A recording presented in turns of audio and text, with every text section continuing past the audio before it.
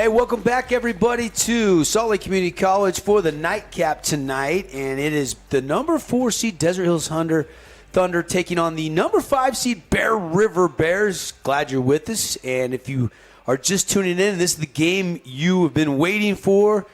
You missed a great day. We had 2 one-run wins. A one-run win, 3-2, Snow Canyon. Edges, Crimson, and a rematch to the state championship. We saw another walk-off. Timpanogos beat Park City 3-2 in the bottom of the 7th. Just a sensational Livingston triple, scoring the base runner from first base to walk it off. And then moments ago, a really gritty effort from Ridgeline, but they come up short as 10-6, the number 1 overall seed, Dixie Flyers, moving on. Devin Dixon, Paul Ratliff, Stockton Jukes with you. And glad you're with us here. It's all presented inside of our pregame show by Bucks Ace Hardware. Think Bucks for all your lawn, home, and garden needs. And Stockton, this Bear River Bears team, 21-6 this year under Donald Hawes. They got a lot of talent back from last year's team, and they are your Region 11 champs, drawing the 5 seed in this matchup today. Yeah, just an absolute wagon of a team up there. Bear River, very physical athletes out there, and that bodes well for them in baseball specifically. Softball as well. The Bear River Bears are the number 1 seed. Or no, they're the number 5 seed in softball as well, but they've been in the last 3 straight state championships. The Bear River baseball team, not quite up at that level yet, but they've got a really good opportunity to make a run here because, you know, Bear River is not going to be a familiar team to anyone else aside from Ridgeline, should they end up matching up with Ridgeline in this tournament. So that's going to, you know, bode well for them too. People tend to take Bear River for granted every now and then. It's a tough team, and their record pretty much says all you need to know. Yeah, and then we'll see their ace, Deegan Rigby. What can you tell me about this hard-throwing righty? He's got some velo. I heard a story that before the season, he took a ball back to the face, or at the start of the season, played through it, basically broke his cheekbone from what I understand. Yeah, fought through it. Rigby's got a 1.37 ERA, 6-1 decision record on the season. This will be his 9th appearance. Just an absolute cannon of an arm, and a big reason that Bear River is able to not only win often but win by a lot is because he throws a lot of strikes, doesn't give up a lot of runs, and gets a lot of run support. All right, Paul, for the Desert Hills Thunder and Coach Kevin Cave, this is a team that can absolutely rake, but they're going to be going with a young pup on the mound and Jax Tolman. Yeah, Jax Tolman going to be on the mound for him, but I want to talk a little bit about their offense first.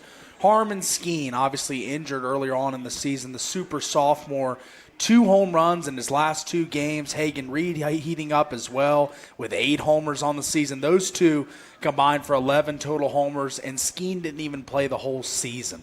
So this is a potent offense, but yes, a young buck on the mound for the Desert Hills Thunder. But I still think that this offense can still make up for the shortcomings of the pitching staff if it is a tough outing. Well, and these young guys have been really battle tested. They got a lot of innings of work, even though they're underclassmen. Yeah. But Crew Christensen did throw an inning last Saturday, so he's back available. Skeen is not available to pitch. They got a good closer in Andrew Wilson, but they want a good 5 or 6 innings as we take a look at the Team D Auto Sales keys to the game. Brought to you by our friends at Team D, 488 East St. George Boulevard. Great selection, quality price. To deal directly with Jason and Parker, the owners. Situational baseball going to be big. Mistake-free baseball going to be big. Shake the nerves. This is a young Desert Hills team, Paulie. Only 1 senior, Cooper Clough, on the entire roster. Yeah, it's definitely an underclassmen-written team, and they're going to have to step up in the big moments. We've seen a lot of underclassmen today. 2 pitchers for 2 of the games before us have stepped up, so we're going to need another pitcher today, an underclassman, and Jackson Tolman, to step up as well. Yeah, and Tolman, this is a guy that, yes, he's just a freshman, but at the end of the season, you're now more like a sophomore. 5.13 ERA, but a 4-1 record on the mound. And he'll have Bo Wall catching, and Andrew Wilson will be playing first base. They've got a couple really good catchers on this roster. That'll be the defensive lineman. We'll get to more of that in the House of Jump starting lineup in just a second. But as far as the hot start goes, how big would it be for Jax Tolman to get some early runs on the board for their offense against a Deegan Rigby, who Stockton just mentioned his ERA? It's minuscule. Yeah, they're going to need a good effort from the batters and a hot start. You know, just get going early. Get some guys on base. Try and get that hit them on, hit them over, hit them in type mentality. As, you know, the 400 club is something on the other side for the Bear River Bears. That's Garrick Marble, Brooks Drollinger, and Holden Potter all batting above 400 on the season. So they're going to have to contend with that. So Bear River's going to score.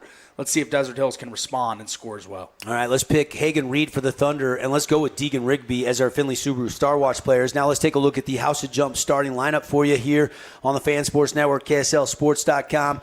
There you go for the Thunder, as they are the home team wearing the whites, all whites with the black hats today. Clough, Fillmore, Reed, Skeen, Willie at first, Wall the catcher, Crew at short. Skeen started the season there, but's been hurt, so he's just DHing in this game. Briggs Fillmore, freshman, third base, and Stoke Tate out there in left, Holman on the bump.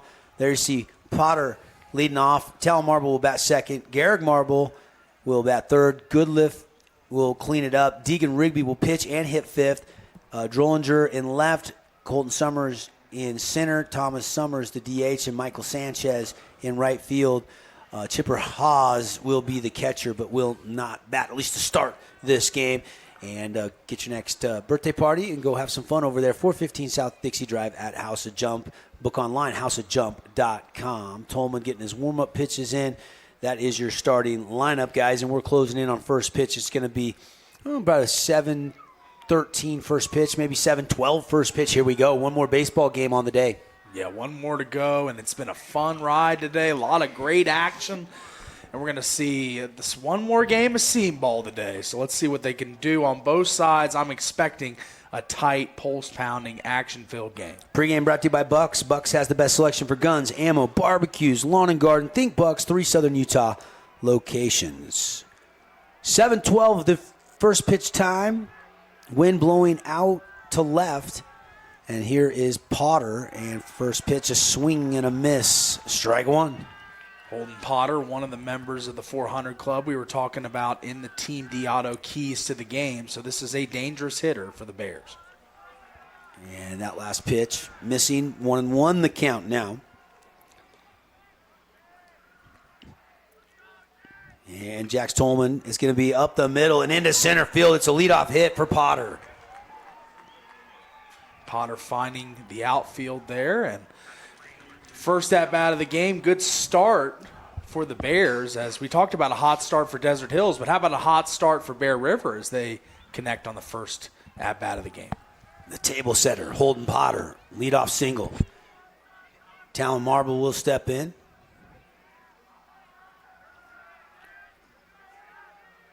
And here's the first pitch. Big old sweeping bender out of the hand of Tolman in a foul tip. Strike one. Play-by-play brought to you by Intermountain Sports Performance. There is no off-season. 5 statewide locations, St. George, Park City, a couple along the Wasatch Front, and in Cache Valley. Got the Summer Speed. Find a location near you and get training today. A lot of these players for these teams probably train at one point in time. Speed, agility, strength at Intermountain Sports Performance. Great partner with us of high school sports on the network. Snap throw to first, back in time. Partly cloudy, temperatures around 80, wind whipping upwards of 20 miles an hour here.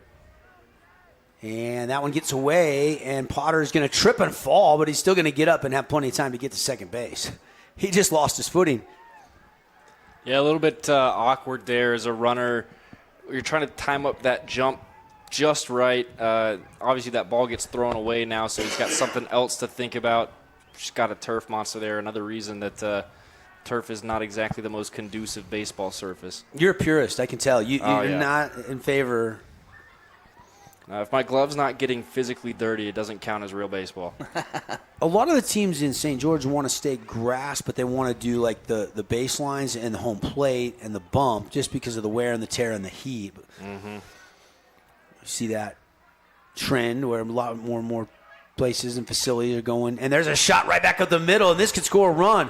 Bear River offense out and running. They're going to have a play at the plate, and it is not cut off, but it's not in time. It's 1-0 Bear River. RBI hit up the middle.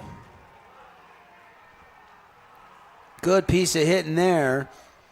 And you can see the Bears dugout. They are fired up as Talon Marble has given the team a 1-0 lead. Now, Garrick Marble, his brother, I presume, steps into bat. Are they cousins or brothers? I can't remember. I thought maybe they were cousins, but I'll have to check on that. Stockton, do you know? They're cousins. They're both Cousins. seniors. Yeah.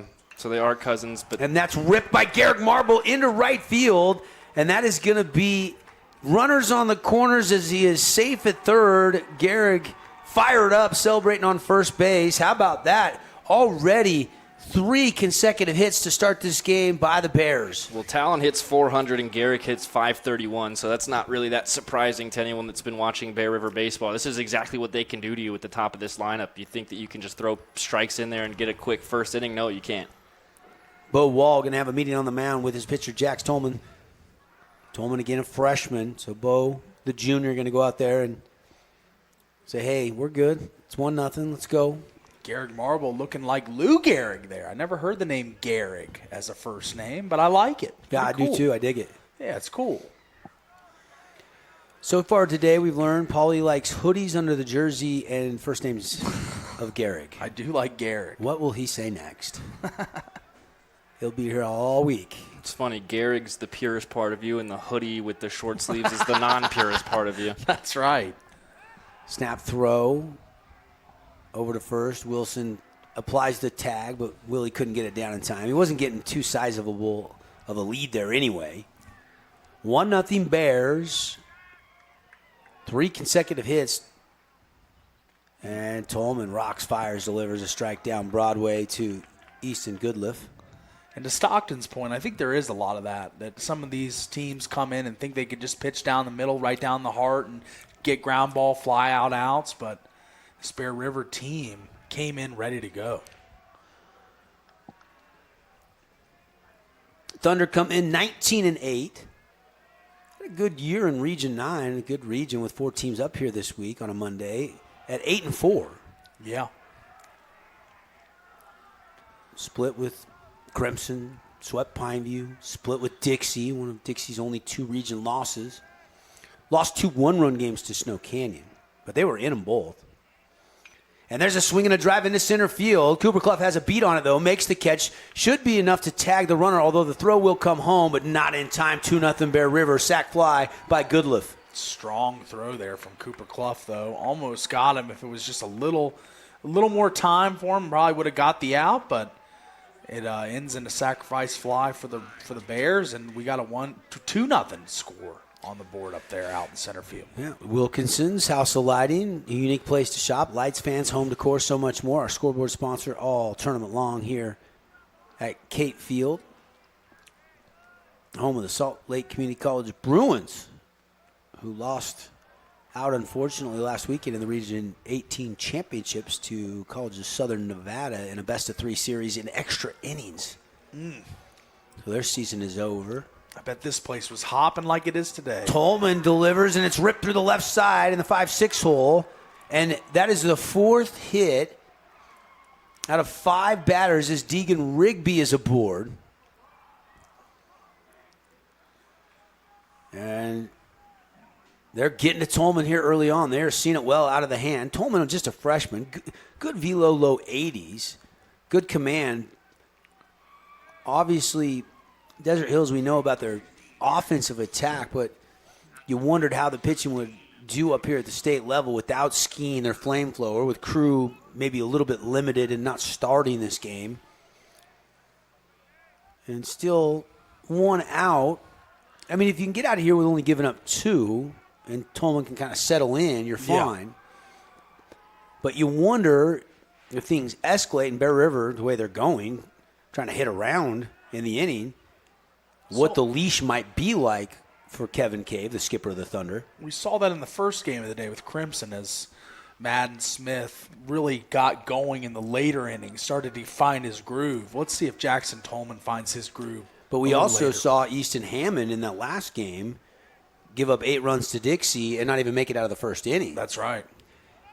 And had maybe they got him a little sooner, maybe 5. Shoulda, coulda, woulda, but they didn't. You never know, because they did score 6 runs in that game. 8-0 is a huge hole to climb out of, and Ridgeline did their best, but that's a tough chore. It's like Paulie mowing the lawn in 8th grade. Didn't want to do it. Tolman, here's the 2-0 pitch. He'll step off. That looked like the E or F move there. Probably needs to work his way up to the A and B move if he wants to get a pick off, but you don't want to give it up too early.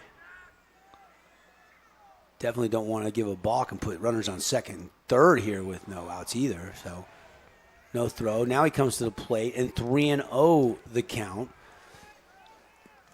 Just because nobody's warming up in the bullpen doesn't mean much, because reliever could be out there playing defense right now.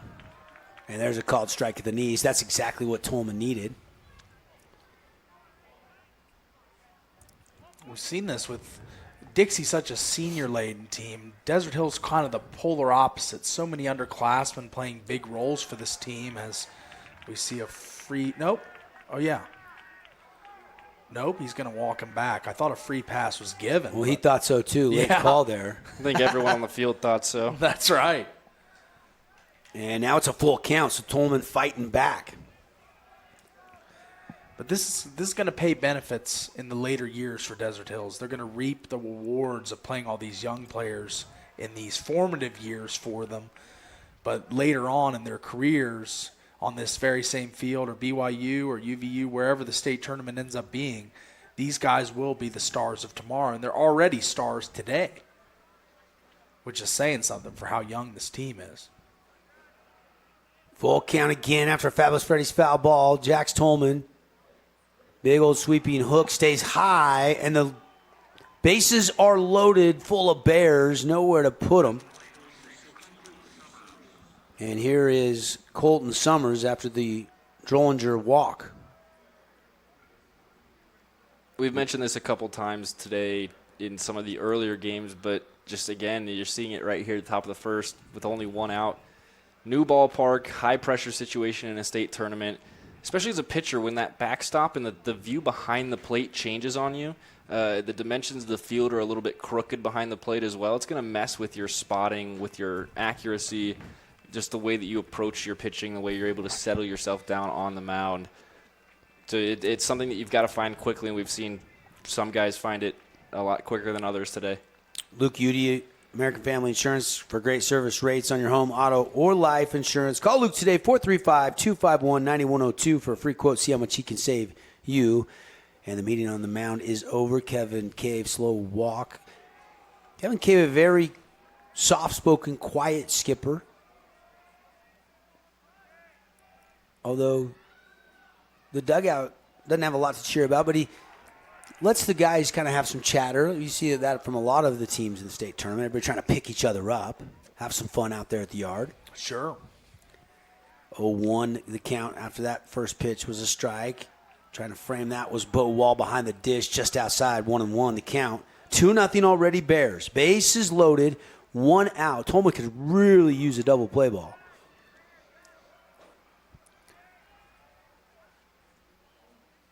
And a swing and a miss strike, too. Big cut there from Summers. This is Colton Summers. Thomas Summers is on deck. Colton's had a rough year in the batter's box, hitting under 200 in his now 83rd plate appearance. And here's the 1-2 delivery at high and away on that bender. 2-2 the count. Tolman's still working quick, though. Has a lot of confidence as he's letting them rip. And there's a chopper, could be 2. Over to Crew, to Fillmore. Fillmore, the transfer not going to be thrown. They do trade a run for an out there, but they couldn't get the double play ball. I don't think it was hit hard enough there, Stockton. No, I'd have to agree with you. It's a tough play, especially when it's a longer throw from second. You saw him on the back of the bag, a little bit off balance. Not bad to get the out there, but you didn't want to let that extra run across, so maybe you should have gone home with that ball instead of trying to turn the double play because, again, I don't think they had time, like you said, Devin. 3-0 our score, though, so a great start for Bear River, and now a chance for a little 2-out rally. Another snap throw from Tolman. And not a huge lead over there at first base by Summers. As Tolman looks in, delivers, and that's going to be a strike. Lower half. 3 runs on 4 hits. As you check the line score, brought to you by Down East Furniture. And we're just in the top of the first inning. Not the start the Thunder were looking for. Bears, on the other hand, got to love it, and they want more. Can't be satisfied. That's right. 0-1 count here. And that's a fabulous Freddie's foul ball straight back. Coming straight into the press box. Briggs Fillmore at third, kind of coming in a little bit. Previously with 1 out, but now backing up a little bit here. Got to figure the play is most likely on a grounder going to first base. Just take that out. No force in play at second with runners on the corners. Here's the 0-2 pitch, another chopper foul as Thomas Summers fighting that pitch off down the third base line.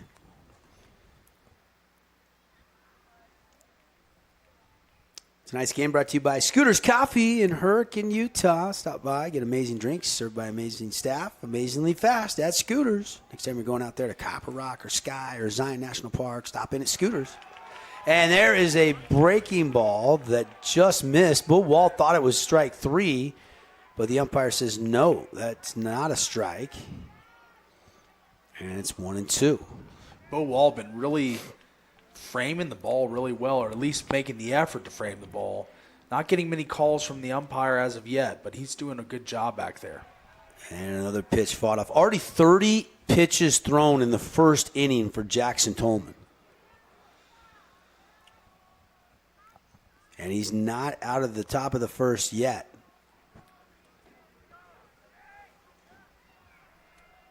Tolman, the right-handed delivery, got him on the breaking ball, took some heat off that one, and Summers was out in front of it. Or was that Sanchez? Excuse me.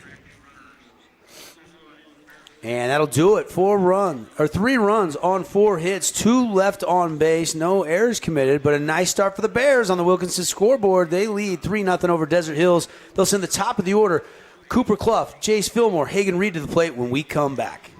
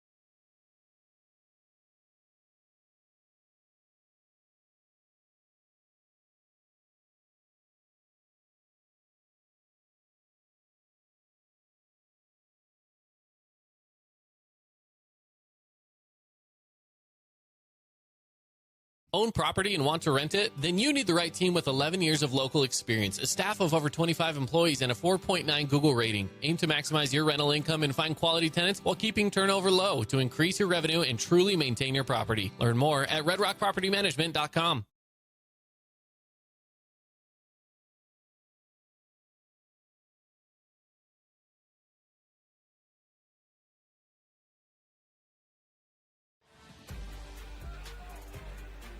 Hey, but back here at Cape Field, and glad you're with us here.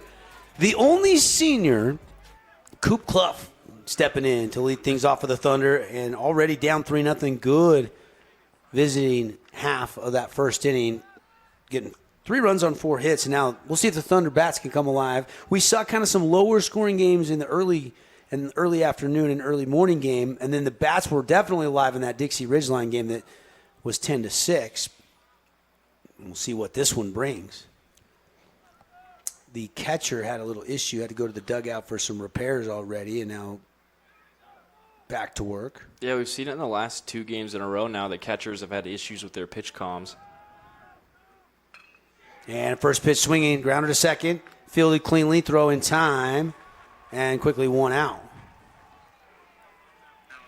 So Cooper Clough grounds out, and Jace Fillmore will step in for the Thunder. Deegan Rigby, we talked about his numbers. Do you know where he's committed to go play at? I do not. I have not heard. I'll check on that.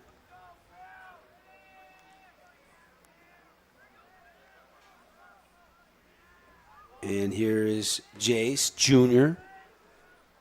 Fillmore was a three-sport kid and then backed off. And now he's just playing baseball and golf. Was a great little point guard. His freshman year, played hoops, and then didn't play his sophomore year. Jace Fillmore, third on the team in hits with 25 and third on the team in runs with 28. Also with third on the team in bases stolen with 6. Some good stats for Philly. Yeah. Top 3 in 3 major statistical categories for the Thunder. Going up against a flamethrower that's got 59 Ks coming into this game, though, in Rigby. And only 12 walks, so the command is good. Yeah. 2-1 the count now. And high. 3-1.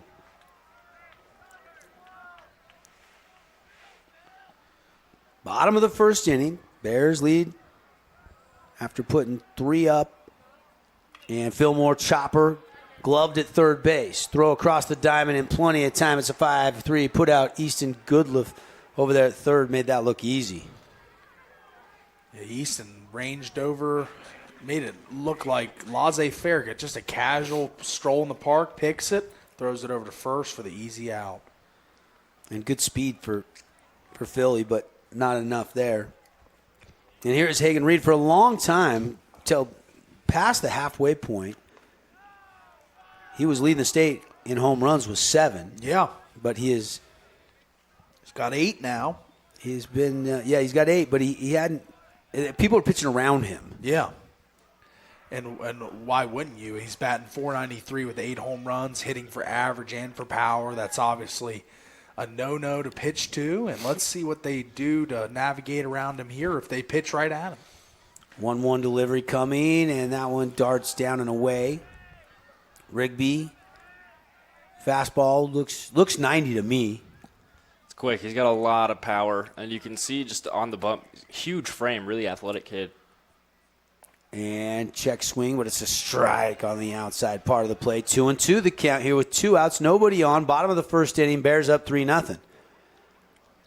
That power, too. Rigby's got a home run at the plate this season. I think next level, though, he projects to be a pitcher.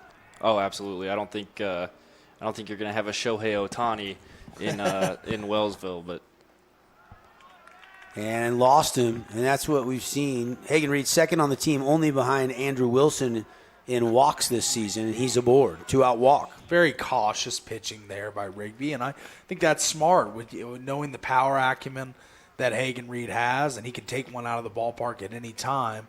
I think that's good. Cautious pitching to spots, hoping that he swings, but he didn't, and he's on. Here is Skeen, DHing. This is my guy right here. 2 home runs in the last 2 games. And takes strike 1. 3 on the season, but 2 in the last 2 games. Well, he was hurt. Yeah. I mean, he was on the bump, had to exit a game, had to sit for about a month. And now he's back. But not going to see him play much at short and not going to see him pitch at all in the state tournament with that arm injury. But he can hit, and it's a chopper to short, flip underhand to second, and that'll do it. No runs, no hits, 1 man left on base. And after 1 full inning of baseball here on a Monday in the 4A State Championships presented by UCCU Credit Union on KSLSports.com and the Fan Sports Network, Bears have a 3-0 lead. We'll be back after this 60-second timeout. Relatives coming to visit, not enough room, or maybe you're looking to host a family reunion and need a house with a pool. Well, Red Rock Vacation Rentals has got you covered. From 2-bedroom condos to 10-bedroom luxury homes, they truly have something for everyone. Plan your perfect getaway or staycation. Visit St. George, Utah vacationrentals.com. Your child's sports journey starts with the City of St. George Recreation. From their first steps on the court or field to becoming a star player, our youth sports programs are here to develop talents and teamwork skills. So get out and play. Check out all the sports and get signed up at sgcityrec.org.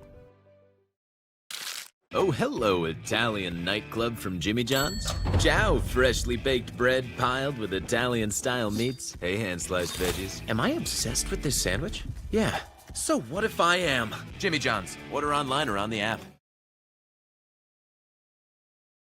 Nets on Fire is the place to hoop in Southern Utah. Elevate your game with group or individual training with elite coaching. Hustle to netsonfire.org to learn more and see why so many rising stars hoop at Nets. Nets on Fire, building champions on and off the court.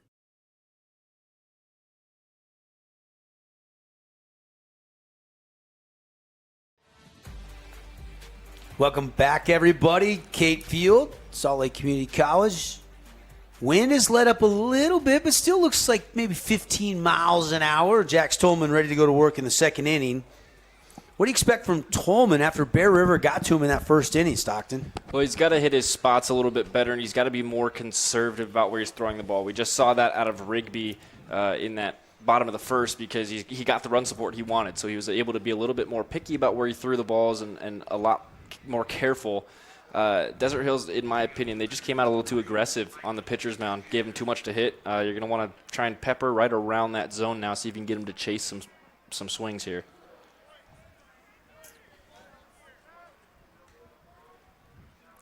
So here we go. Back to the top of the order. They said 9 to the plate. So Holden Potter, who started this game with an RBI, or excuse me, a single and then scored, ready to go against Jax Tolman of the Thunder. The right-handed freshman called strike on the inside part of the plate.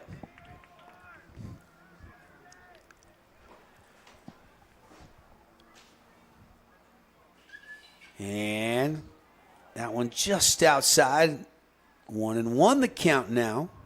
Seeing some of the coaches, there's Justin Abbott of Crimson Cliffs back here at the ballpark. Since just saw Brandon Lyon, Snow Canyon pitching coach. He's back at the ballpark taking in the nightcap here. All these coaches coach a lot of these kids in the summer and know everybody in the same region really well. I'm sure Ridgeline and Bear River kids have been growing up playing baseball against each other. Same can be said about the 4 St. George schools that are in this Monday here.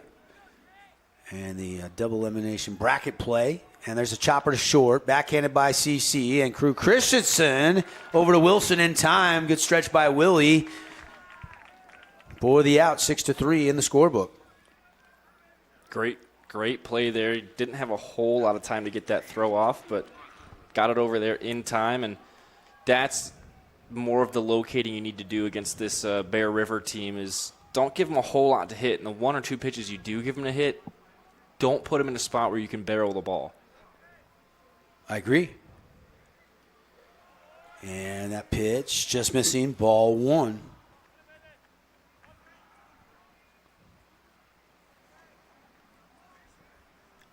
And the pitch, where was that, low maybe?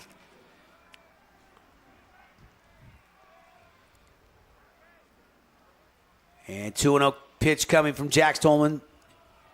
And Holden Potter. Excuse me, that was Sanchez, by the way, that grounded out. I apologize. This is Potter, isn't it? Didn't have a lot of time, and there's a walk.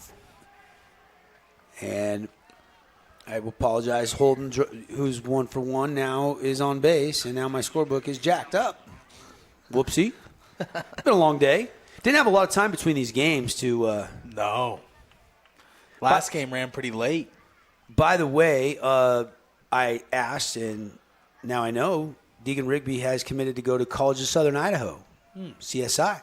Not too far away from home. So that's where he'll be taking his talents to next level. I knew he was going somewhere. I just couldn't remember where. You can just tell by the frame that he's a college player. Thank you, Sean. Thank you, Brandon. I had a couple of people actually text me. Yeah, no, a kid with that size and that much power, a pitcher that can also hit a home run in high school. Because keep in mind, a lot of those bigger guys, even in high school, still don't really hit home runs. It's hard to pass up on that when you have a couple JUCOs in Utah and then a couple close in that southern part of Idaho. Yeah, he's a tantalizing talent for sure. By the way, a couple Nets on Fire scores from around the playoffs. Celtics beat the Cleveland Cavaliers 109-102. And The Hurricanes, no, not Hurricanes, not in Southern Utah. The Hurricanes is 4-1 over the Rangers tonight, Paul. They're back in that series. Oh, wow. What do we got And here? Bo Wall just went down. He was not expecting the curve, and it hit him in the wrist. Bo's up. Kevin Cave out to check on him. He's walking under his own power. Bo's a tough kid, obviously plays quarterback for the football team. We saw him. And he's okay. He's like, Coach, I'm good. Yeah, sometimes those just kind of catch you in a bad spot, and you'll start to just roll around a little bit, give yourself some time to roll it off. Those hurt really bad for the first couple seconds, but usually they subside pretty quickly. And like Paulie said, I mean, big 6'3", probably 225. Bo's a big, strong kid. It's going to take a lot to knock him out of a game. Probably a broken bone or something. And there's a swing, and that one's lifted. And this is going to get up into the wind, and this one's going right into the corner, and it is off the fence and over the wall. That's a round tripper. It's a solo shot home run. It's a Cache Valley Bank home run. How about that? It's a two-run shot, two-run home run. And the home plate umpire is saying, guys, get off the field. They just want to celebrate. If you can't celebrate a home run in a high school tournament, what can you celebrate? I agree. Did you see him saying, get back? Yeah. Were they too Yeah. close to home plate? Is there a proximity? There's a glass bubble around it. You didn't know?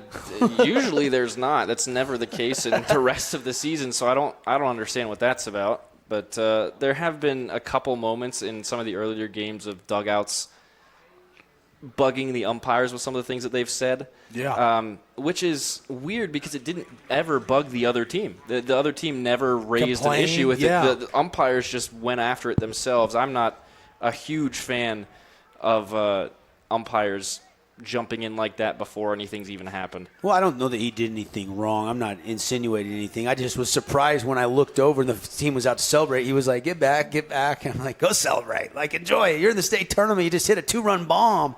You want to celebrate with your brothers a little bit. Oh, absolutely. I agree with you. I think this is one of the issues that we've had with umpiring and baseball in general lately is they just don't want people to have fun anymore. Sometimes, though, it can get a little bit out of hand, and you do want good Absolutely. sportsmanship, and there's a fine line.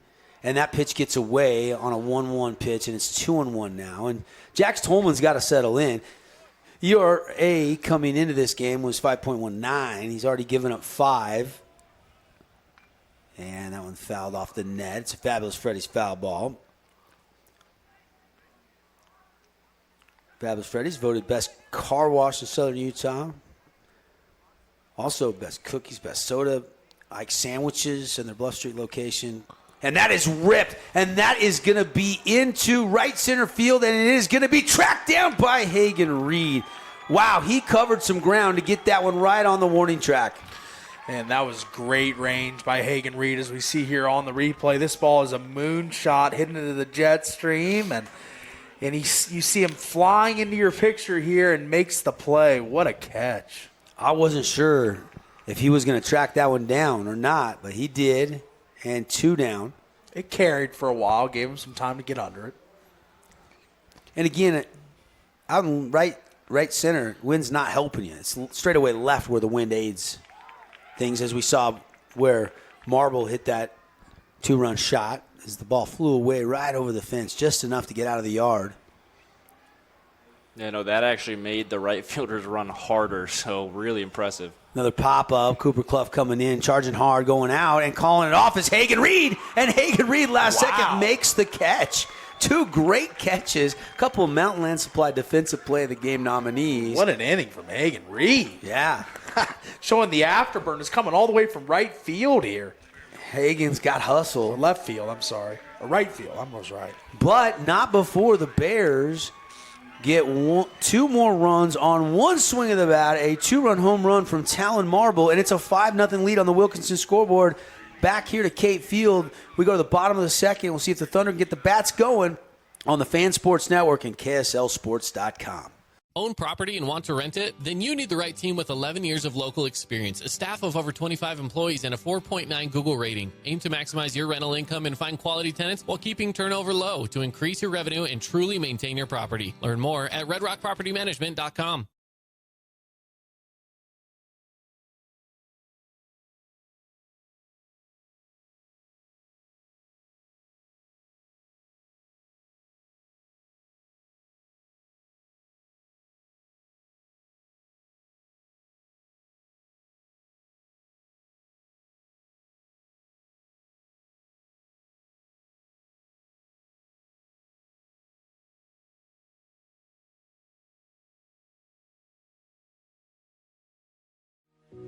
We love giving back to our community, and over the years, we have provided vehicles for families in need, supported local charities, and helped train our first responders.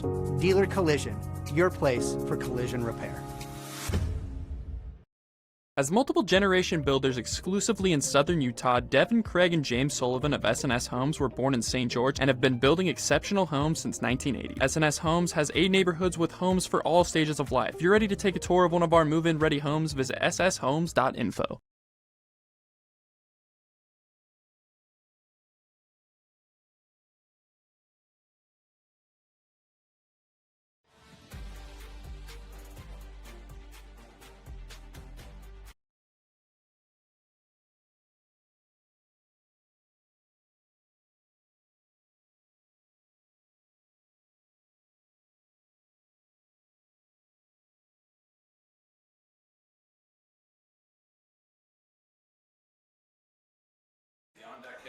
Hey, welcome back. Here is Andrew Wilson to lead things off. Jeff Clough with the UHSA was giving us a little explanation. Remember last game in the early innings? Yeah.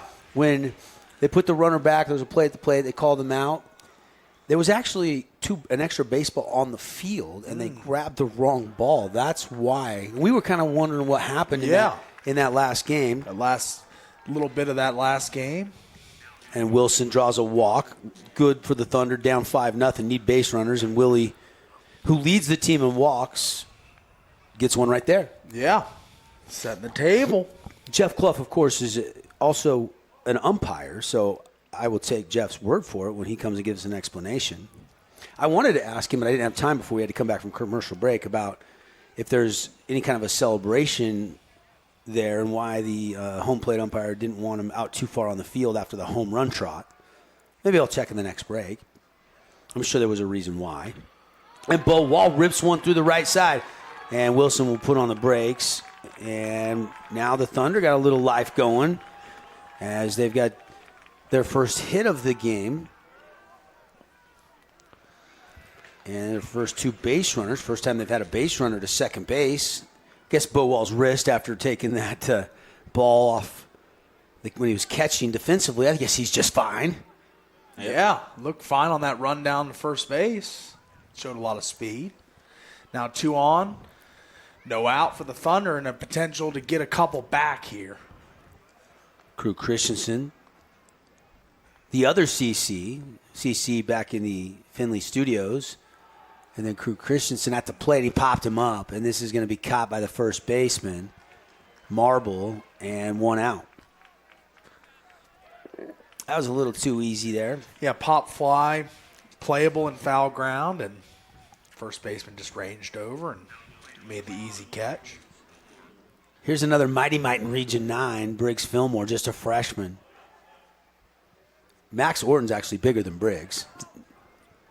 But don't let the frame fool you. This kid's going to be a player. He already is making his appearance. Later in the season, we've seen him work into the starting lineup. They got another great player in Kobe Goodman that's we'll probably see, depending on who's pitching in this tournament.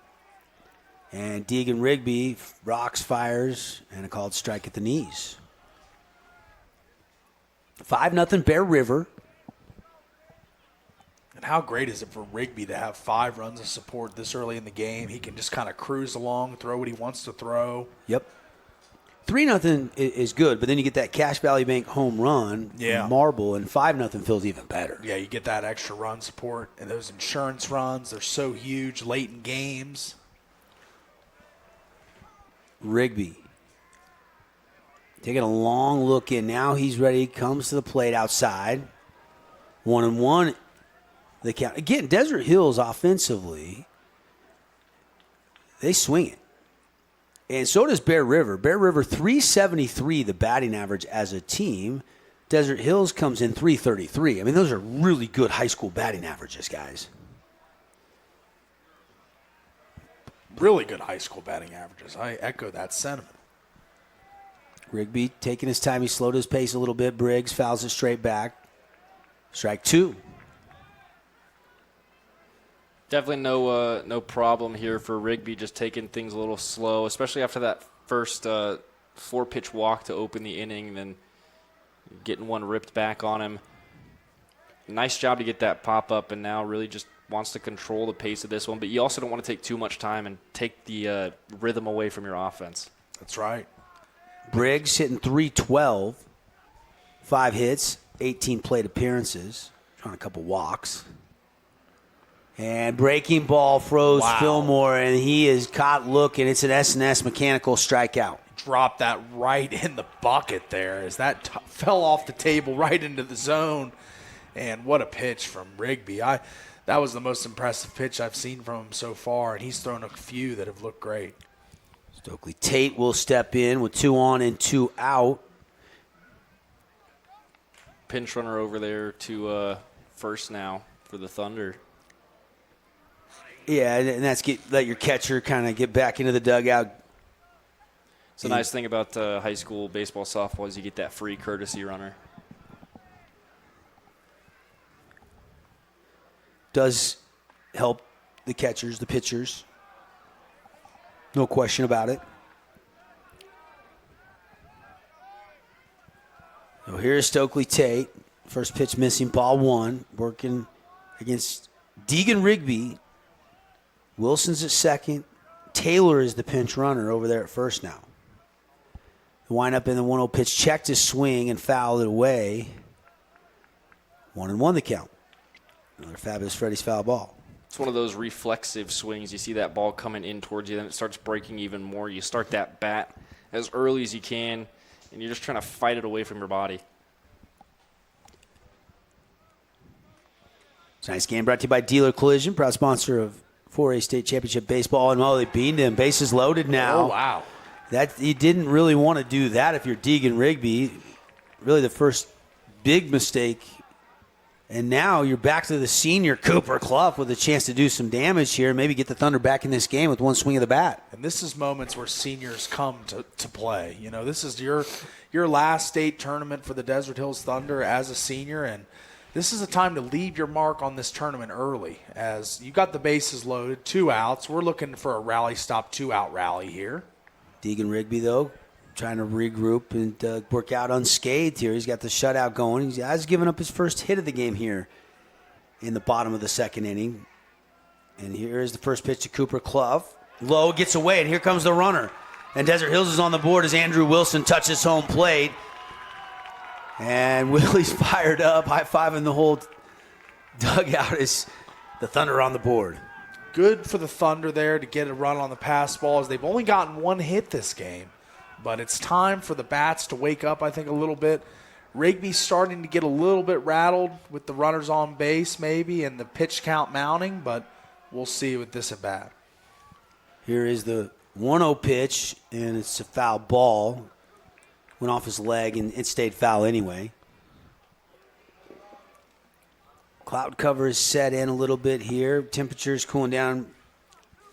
My watch says it's 71 degrees. Does that sound about right, guys?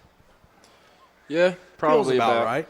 It's definitely a little bit more southern baseball weather earlier today, but as these clouds come in, because we are in Utah at elevation, What I'm wondering if my watch is telling me the inside press box temperature or the outside press box temperature. That could be it. Feels great outside, though. Kind of brisk.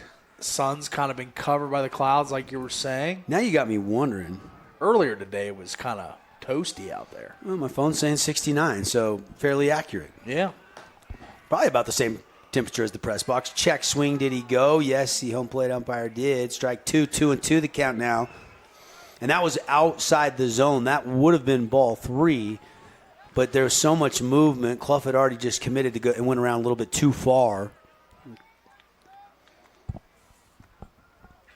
Runners on second, third. 5-1 the Bears lead. And that one outside, full count. Nobody on first, so you don't have to worry about those runners taking off here with the count full, but you still got to execute. Big spot for the senior. The only one on this Desert Hills roster, Cooper Clough. And now time is called by Clough as Rigby was taking a long time. It's clear Rigby's trying to dictate the pace a little bit. Yeah. Really slow to the plate, very deliberate. Part of me thinks he's kind of overdoing it here, though, because he's given up that run now and 2 runners in scoring position. Yeah. Just overthinking it a tad. Here's the pitch. And it's low, ball 4, bases loaded again, and Rigby wants the baseball back. Doesn't show too much emotion out there on the bump. So Cooper Clough, very good at bat to get aboard. Keeping a good handle on your emotions is such a underspoken part of baseball. You come in here and you get too worked up, you start overthinking things, you start trying to focus on every single mechanic of your throw. That's when you start to make more mistakes. So this is what I was saying with Rigby maybe taking too much time. I think he's just giving himself too much time to look at that strike zone. It starts to get smaller the longer you look at it. Sure, I agree. Maybe we didn't see in the first inning because he didn't have any base runners, but definitely But now with the bases loaded, all the focus, and then a wild pitch, and here comes the run as Taylor, the pinch runner, will score, and it's a 5-2 game. And the Thunder compiling runs on only one hit. Like they're still scratching runs across the plate with just one hit. Like this is the dream scenario if you're the Thunder. And now Tate is at third, and Cooper Clough down there at second for Jace Fillmore. Philly in the batter's box. After that wild pitch, it's a 1-0 count. Bear River right-handed pitcher, and it's a swing and a drive, but it's foul down the third baseline. Kevin Cave nearly had a one-hand, barehanded catch.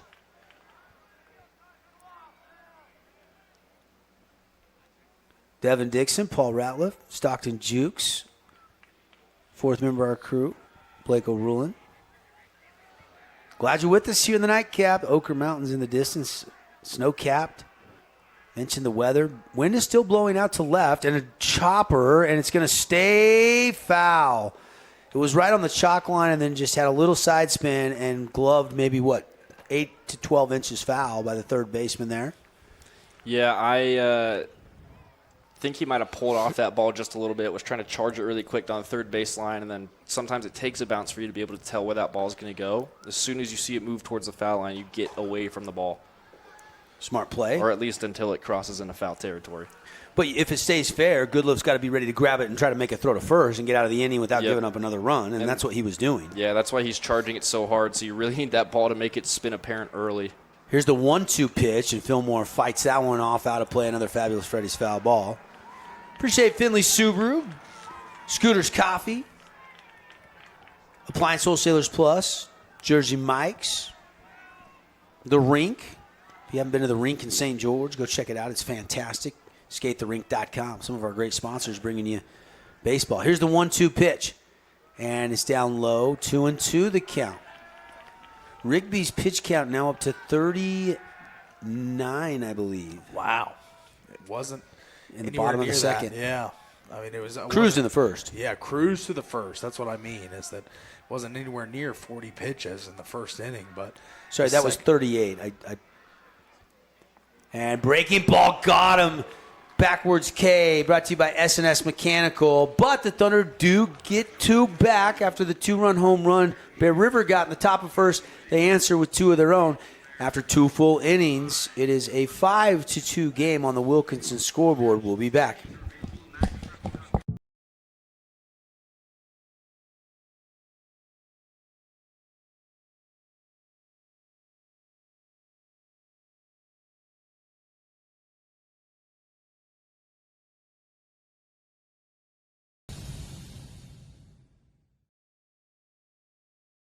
This cheesesteak is so freshly grilled, you can still hear it sizzling. I can hear it too. Me too. Actually, it's the Hello? Cheesesteak? grill.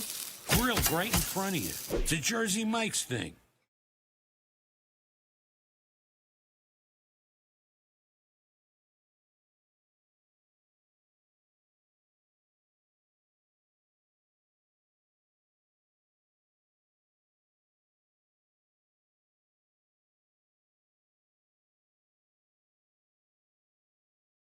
When it comes to your child's teeth, Dr. Cody and his experienced staff at Johnson Pediatric Dentistry are game changers. So when it comes to checkups, a toothache, or any problem with your kid's teeth, call experienced veteran Dr. Cody Johnson at Johnson Pediatric Dentistry, 628-0511.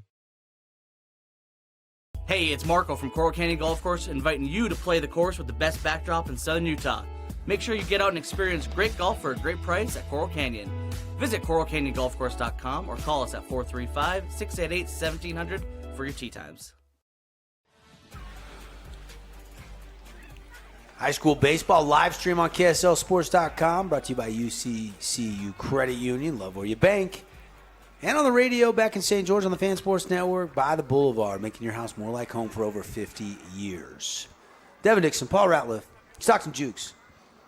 And we go to the third, 5-2, and it will be the pitcher, Deegan Rigby, to lead things off. He is 1 for 1 in the game so far.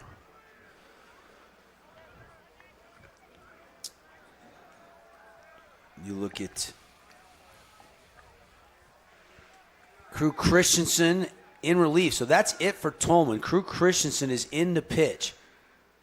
And he's got a little more velo than Tolman. He up there, upper 80s with the fastball, curveball, changeup. Crew Christensen's numbers on the year.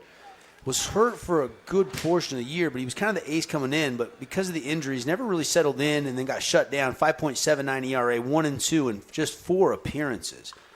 Did look pretty good in his 1 inning Saturday. Super regionals. In the supers, yeah. Yeah. It's the first time we've seen him pitch in about a month plus. I thought he looked strong in his relief effort. So Tolman, I wanted to see where the pitch count was for Tolman. 53 is what he ended up pitching. So 35 or under, you can come back the next day. Over 35, you've got to have 1 day's rest, but he would be back available on Wednesday if they needed Tolman for some innings. Sure. And I presume they will. And a swing and a miss, and Crew Christensen comes in and gets an S&S mechanical strikeout. Good response from Crew Christensen as the pitching from Tolman. Been a little up and down today, not his best effort, but Crew comes in and just shuts the door down on his first batter. It's a good sign for the Thunder as they need to keep this number at 5 to hang in this game. Christensen rocks, fires, popped up. It's going to be close to staying in fair territory. But it's Wilson diving, cannot make the catch. Did you see the wind start to blow that back? And I think that is Tolman now at first base. Wilson is at third base. Briggs Fillmore, the freshman, has went to shortstop. So those are the defensive changes. Bo Wall stays at catcher, and Jace Fillmore stays at second base to catch you up with Christensen coming in to pitch. It's a tough ball there. I think you got to leave that for the catcher in that instance because he pulled up about 3 seconds before that ball hit, and the first baseman was still running when that ball landed. Good dig there by Bo Wall behind the dish at home plate. 1-1 the count now on number 17, Brooke Drollinger. Part of the 400 club we were talking about in the pregame. Big cut, came up empty. Strike 2. Looking to make contact for his team here, get aboard. The final line on Tolman, 2 innings pitched, 5 hits, all earned runs, walked 2, struck out 1. And a foul ball back out of play. Appreciate Down East Furniture. Did you know Down East has the Feather Sectional? The very popular Feather Sectional. They also have a clothing line, women's boutique now. Most of their locations. Go check it out in St. George, 245 North Red Cliffs Drive. Swinging a miss and got him. So back-to-back Ks for the other CC, Crew Christensen, and Colton Summers will step in with 2 outs. That was a slider. Good-looking pitch from Crew Christensen as he's looked sharp in his relief outing here today and in the Super Regionals. Good shot there, Crew from Blake on her camera on the field level. And the check swing, strike again. Christensen. He's throwing it. He's really piping it down the middle. Trying to strike out the side here, ahead in the count. Here comes the 0-1. And it's a chopper to second. And it's backhanded. The throw over to covering Crew Christensen by Tolman. Got him. Maybe an easier play for Fillmore at second, but Tolman didn't want to wait. Went ahead and made the play, and no runs, no hits, nobody left on base. Sometimes first basemen want to use that glove. We don't get a chance to that often. 4-3 the put out. Thunder, Hagen Reed, Harmon Skeen, Andrew Wilson due up in the bottom of the third inning. Bears lead the Thunder 5-2 on the Wilkinson's House of Lighting scoreboard. Here at Custom Lighting Solutions, we provide the perfect answer to lighting your home and property. No matter the occasion, you can trust our product to make your house fun and beautiful.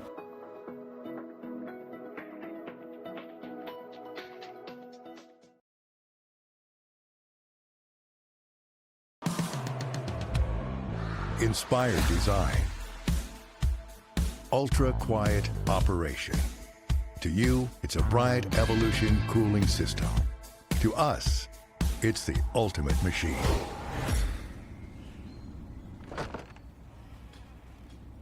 All set. For the dealer nearest you, visit Bryant.com. House of Jump is Southern Utah's only indoor trampoline park and your only place to jump, dunk, and dodge.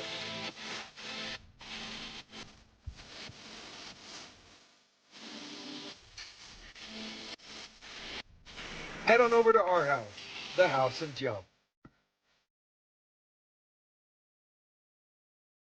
Hi, I'm Jermaine O'Jagger from The Rink, and I'm inviting you to come out and skate The Rink. The Rink is the hot spot in town for big group events and kid birthday parties. We now have a karaoke room and retro skate night every Friday night. Visit skatetherink.com to learn more and let the good times roll at The Rink.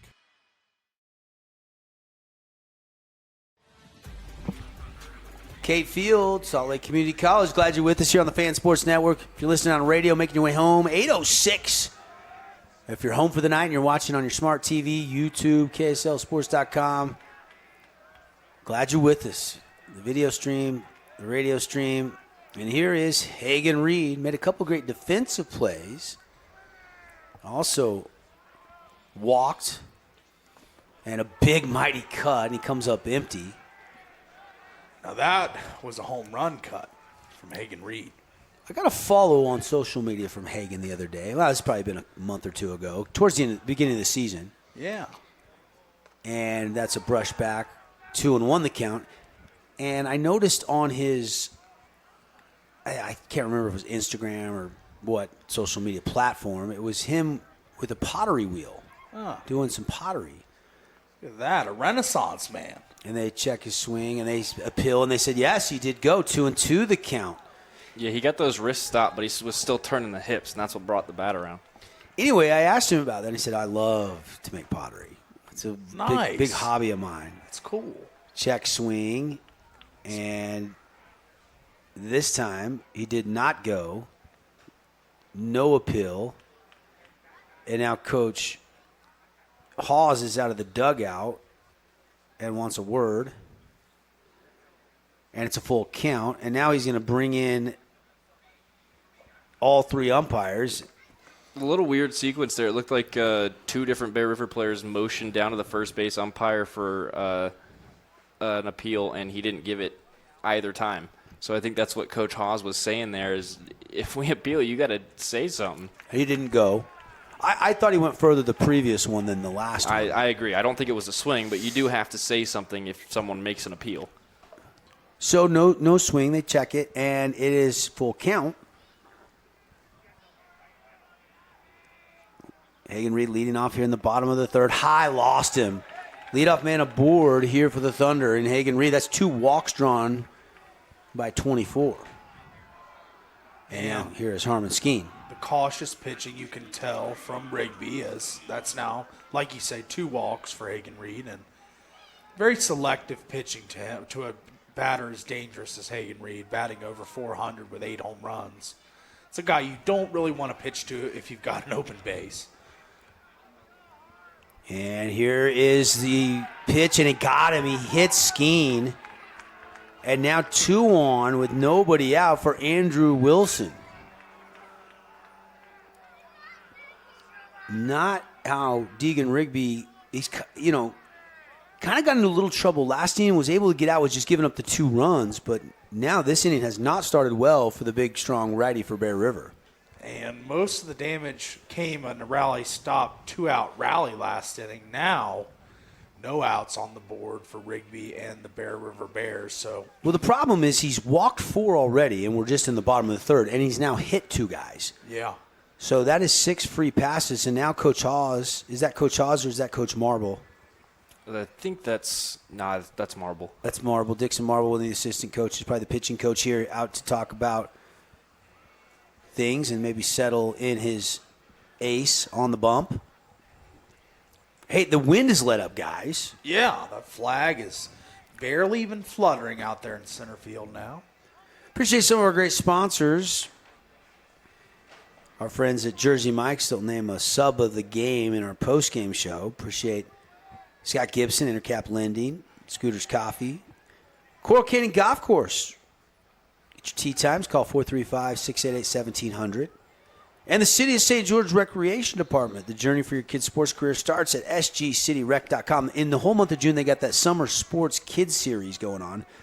Get to play 4 sports. Every week it's a different sport rotating throughout the month. Keep your kids active. Go check out all the summer activities, sgcityrec.org. First pitch to Wilson, a called strike at the knees. Wilson walked his first at bat and then later scored. 2 on, nobody out. Bear River, though, nursing a 3-run lead. Outside, and now Hawes, the catcher, wants to talk to Rigby real quick. And they just had a meeting on the mound. Somebody got crossed up or something. Yeah, I'm not really sure what's going on with Deegan here because he had just an absolutely lights out first inning. Really struggled at the end of that second inning, especially with 2 outs, and now nobody out, 2 already on, 1 from a walk. Just not locating the way he should be, especially this early into the game. He shouldn't be feeling a whole lot of fatigue yet. Nets on Fire scores, if you're just tuning in from earlier today. Snow Canyon beat Crimson 3-2. Timpanogos walks off Park City. They win 3-2 as well.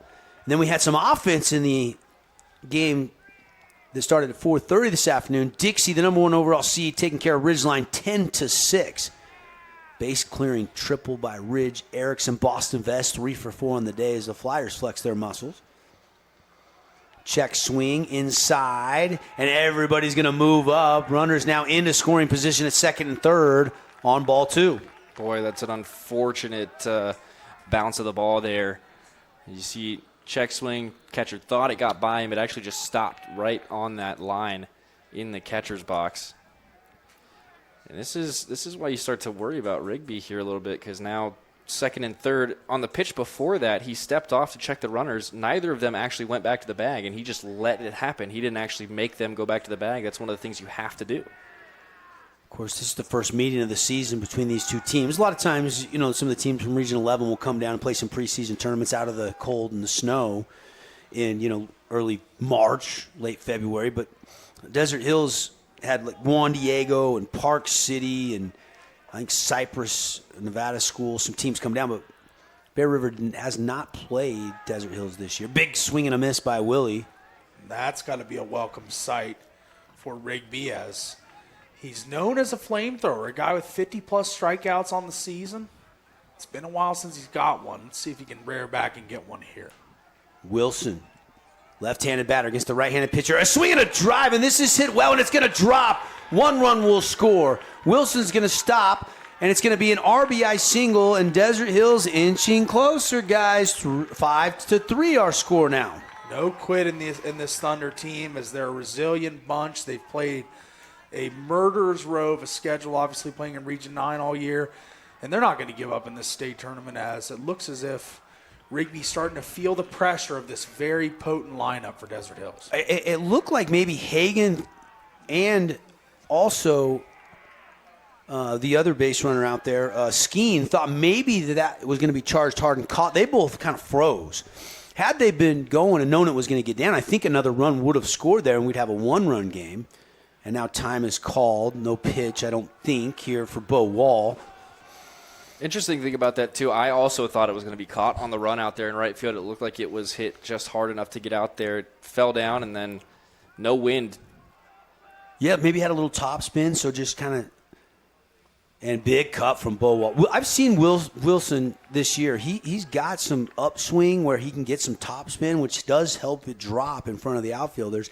Might have been a play out there where the right fielder had to gamble and go for it or not, and Michael Sanchez decided, I better take this on a skip. And now there's a drive into the alleyway, and this is going to get all the way to the wall. Here comes Wilson around third. 1 run already home. It's Skeen. They're going to send Wilson, and we are going to be tied 5-5 on an RBI double by Bo Wall. First the RBI single by Andrew Wilson, then the RBI double by Bo Wall, and the line is moving for the Thunder. They're staging a huge rally here in this game. And the walk and the hit by pitch kind of set the table, you know. And that's something Rigby doesn't do very often. And it has come back to haunt him a little bit here in the bottom of the third inning. And we haven't settled anything, guys. Everybody resets, whole new ball game. Goes back to the end of the bottom of the second for me when he just really struggled to get out of that inning. Then a quick top of the third, and now right back in it. Still no outs. Crew Christensen squaring to bunt. And he whips it back, ball 1.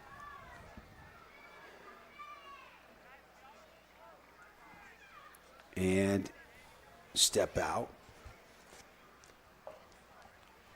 And here we go. You know, Coach Haas does not want to go get Rigby here. He wants him to work out of this and stay in this game. And a wild pitch or a pass ball. Some of these are starting to not really fall on Rigby's shoulders. That one was a ball that needs to be caught behind the plate. Hawes and Rigby having another conversation on the mound. Really. Yeah, that's the coach has already came out. The catcher Hawes has been out now twice. Not a welcome sign if you're a Bear River fan. You want to get out here because you've already given up the lead. You're tied, and now the go-ahead run, Bo Wall is sitting there at third base after advancing from second on that last pass ball. Breaking ball, and Christensen out in front of a little bit and pulls it way high foul.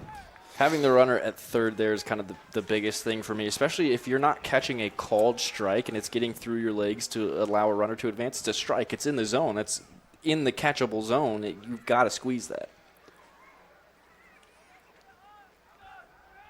1-2 the count now. Bottom of the third inning, 5-5, swing and a miss on a slider that Christensen chased way out of the zone. And finally, the Bears get their first out here in the third inning. Nasty stuff there from Rigby. Ended up in the dirt, still got the swing on it. And here's Briggs Fillmore. Struck out looking 0 for 1 in the game. I mean, you look at it and you kind of just look at records. Bear River 21-6, Desert Hills 19-8. They're the 4, the 5 seeds. You thought this might be, just by the seeding, one of the better games of the day, but we had so many good games this morning and this afternoon. The biggest win was Dixie by 4 runs of the 3 games so far that are final today. The other were both 1-run games, and this one looks like it could be another tight one here at Kate Field. Might actually be the longest one of the day 2, which is standard at full-day tournaments. Of course, the last game has to take the longest. Great defensive play to get him at home. Yeah, big time right there. Wow. We got to take another look if we can on that. As here is our Red Rock Real Estate replay. Swing, chopper to third. Wall decides to go with only 1 out, and he gets tagged out. And that is a Mountain Supply defensive play of the game nominee. Yeah, that's just not good base running there. When that ball is hit directly to the third baseman and he can run in on it, you can't run home. Oh, boy. This one hit. A charge in this one all the way off the wall and over the fence. It's a ground rule double. Or did it go over? I think it bounced and then hopped over. Cleared. Let's take a look and see if we can see it on the replay. It's going to be way far out there. And they're going to say home run. Wow. I think it did. It did. I think it cleared. Now, the center fielder out there has got his hands up. He's walking in saying, wait a minute, that is Colton Summers. Let's watch that one more time if we can. Take another look. Right there. Does it clear the fence or does it bounce? I can see the bounce, but I can't tell which side of the fence it's on. Ooh. If it bounced straight up instead of back towards the fence, that tells me that it was in the park, not out of the park, because there is a big slanted berm behind the fence. This is a huge, huge call. Oh, yeah, this could be a 2-run lead for Desert Hills. One more look. If you're watching on your smartphone, it's going to be hard to see. And we only have the center field camera. I just can't tell. He made the attempt to catch it, and then he threw his hands up for a ground rule double. Did it go off his hand over the fence? I couldn't see that. No, that bounced on the turf. That was in the park, and they're going to give him a home run. No, they're not. They're going to send him back. They are going to send him back. Yeah, they're going to send him back. I saw the bounce. I just couldn't tell which side of the fence is on, but you're right. The way it bounced so high, with the berm angling away, it would only make sense that it hit the track to bounce that high. Yep. And Summers instantly put his hands up. Like he's got a career in Hollywood after high school, or he's just honest. Yep. So I can agree with that call. I think they got it right, even though we don't have a good zoom angle on that replay. That's unfortunate, though, because now that run's not going to score from first either. If that ball stays in the park, it easily scores. So we stay tied, 5-5. And now Rigby still has to work himself out of some trouble with 2 outs. Runners on second and third. This at-bat's going to tell you how the rest of his appearance is going to go. And a chopper by Clough. It's going to stay fair. A long throw across the diamond and in time to get Cooper Clough. And we stay tied, but not before the Thunder get 3 runs in the bottom of the third inning and knot this game up on 3 hits. No errors. They do leave a couple out there stranded, and we go to the 4th here from Kate Field, and we're locked in a good one on KSL Sports and the Fan Sports Network. At UCCU, we'll provide you with a low-rate line of credit that makes it easy to access the equity in your home with no fees or closing costs. Just complete an application on your phone or computer, or stop by any branch.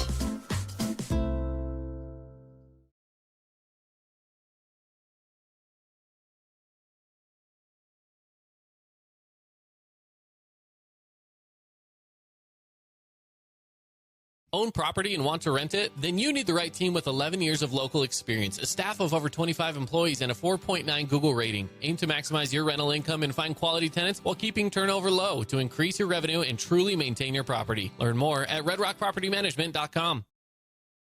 Need an appliance or two? AWP's got you. Check out the remodeled expansive showroom, highlighting the Cafe series with colors like matte black, matte white, and modern glass. Make your kitchen stand out. Come see the local boys at AWP across the freeway from the Bloomington Walmart.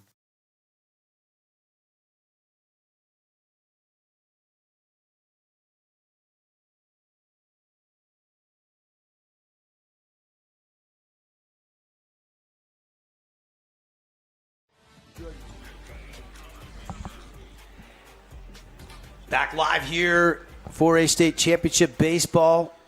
Devin Dixon, Paul Ratliff, Stockton Jukes, and it's Crew Christensen back out to pitch the top half, and he gets a pop-up. Coming in hard and Bo Wall coming out hard. And remember earlier, you said Stockton Bo, the catcher, should take that. Tolman ended up not making the play. This time Bo did not leave any doubt as he goes and squeezes it in his catcher's mitt. Yeah, all but shoved Tolman out of the way too, but... if I'm Tolman, I don't want to get bulldozed by Bo Wall. No, that's a big kid. It's a big dude. He's just, and it's not like Jax is little, but he's just a freshman. He doesn't even have his driver's license yet. Good communication, though. They did not collide, and it's 1 out. There we go. And Christensen's looked sharp so far in relief, and he starts ahead in the count again. Strike down the middle. Yeah, he's kind of had no stress, minimal tough innings. Well, he's only thrown 2 innings. 12 pitches. Yeah. This is his 2nd inning. But maneuver through that first relief inning quickly. And this is Sanchez, the right fielder, who is 0 for 1 as he takes ball 1, 1-1 the count now.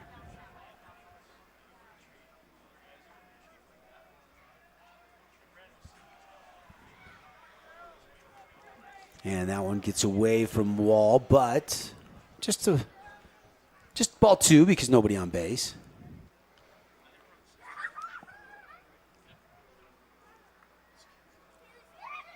Here comes the pitch from CC. And Swing and a foul ball again. Very possibly just drilled a teammate in the dugout. Ouch. Got to always have your head on a swivel if you're on the front row of the dugout. That's right. Dixie Cottonwood game, actually, there was a ball in the dugout that actually hit somebody as well. Swing and a miss, and down goes Sanchez, strike 3.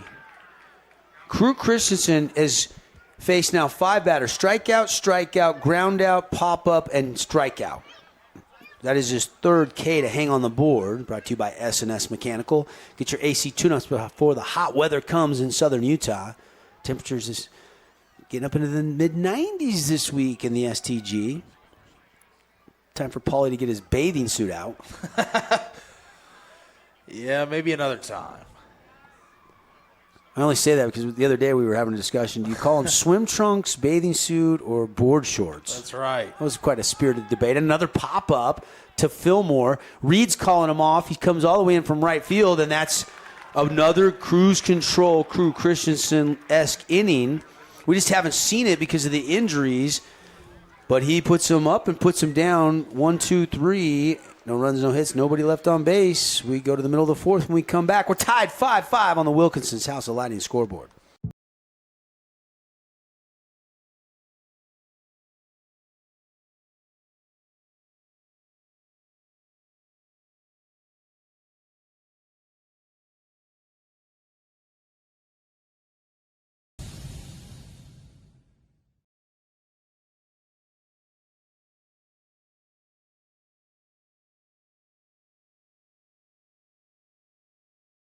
We are Utah's financial outfitter, and we're here when it's time for your business to climb higher.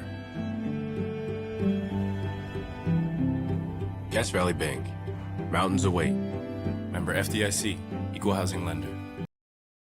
Fabulous Freddy's is the locals' choice for a full-service car wash. It's fast. Have your car washed in just 20 minutes or less. Fabulous Freddy's always keeps it clean inside and out, with 2 Southern Utah locations as well as in Vegas, Lehigh, and Sandy.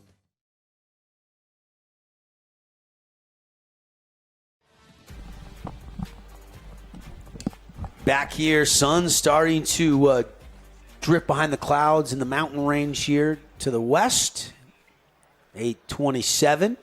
Game started about 12 minutes later. It was about a 7-12 first pitch, and we're now in the middle of the 4th, heading to the bottom of the 4th. Rigby out there finishing his warm-up tosses. Rigby at 65 pitches right now, and it'll be the 2, 3, 4 hitters in Fillmore, Reed, and Skeen for Kevin Cave and the Thunder. And this is the heart of the order here. This is where you got to make hay if you're the Thunder, with some of your best batters coming up to the plate. And Rigby a little shaky the last couple innings. This is an opportune spot for them to make an offensive showing. Well, and you look at where the rally kind of, when they scored 3 runs last inning started, it was Reed with the walk, Skeen got hit by a pitch, Willie RBI hit, and then a 2 RBI hit by Bo Wall. That's your 3, 4, 5, 6 hitters. And we might see them here in the inning. And there's a good pitch by Rigby for strike 1. And that's something we haven't seen the last 2 innings, is him get ahead and work from ahead in the count. And he was behind 1-0, and now he hits Jace Fillmore. That is the 3rd batter he has hit in this game. Yeah, whatever he had in that first inning, he's lost it completely. So Fillmore is aboard, took it in the left shoulder, and here is Hagen Reed. I think at this point you're just trying to keep Rigby in there as long as you can. Just want him to eat up innings at this point. Pretty much eat up innings, get as much of this game behind him as he can, and hopefully stay out of that loss column. But if he does give up that 6th run, I bet they pull him pretty quickly. Hagen Reed, .493 batting average, and a foul ball out of play. You look at his OBP, .566. Slugging percentage is .843.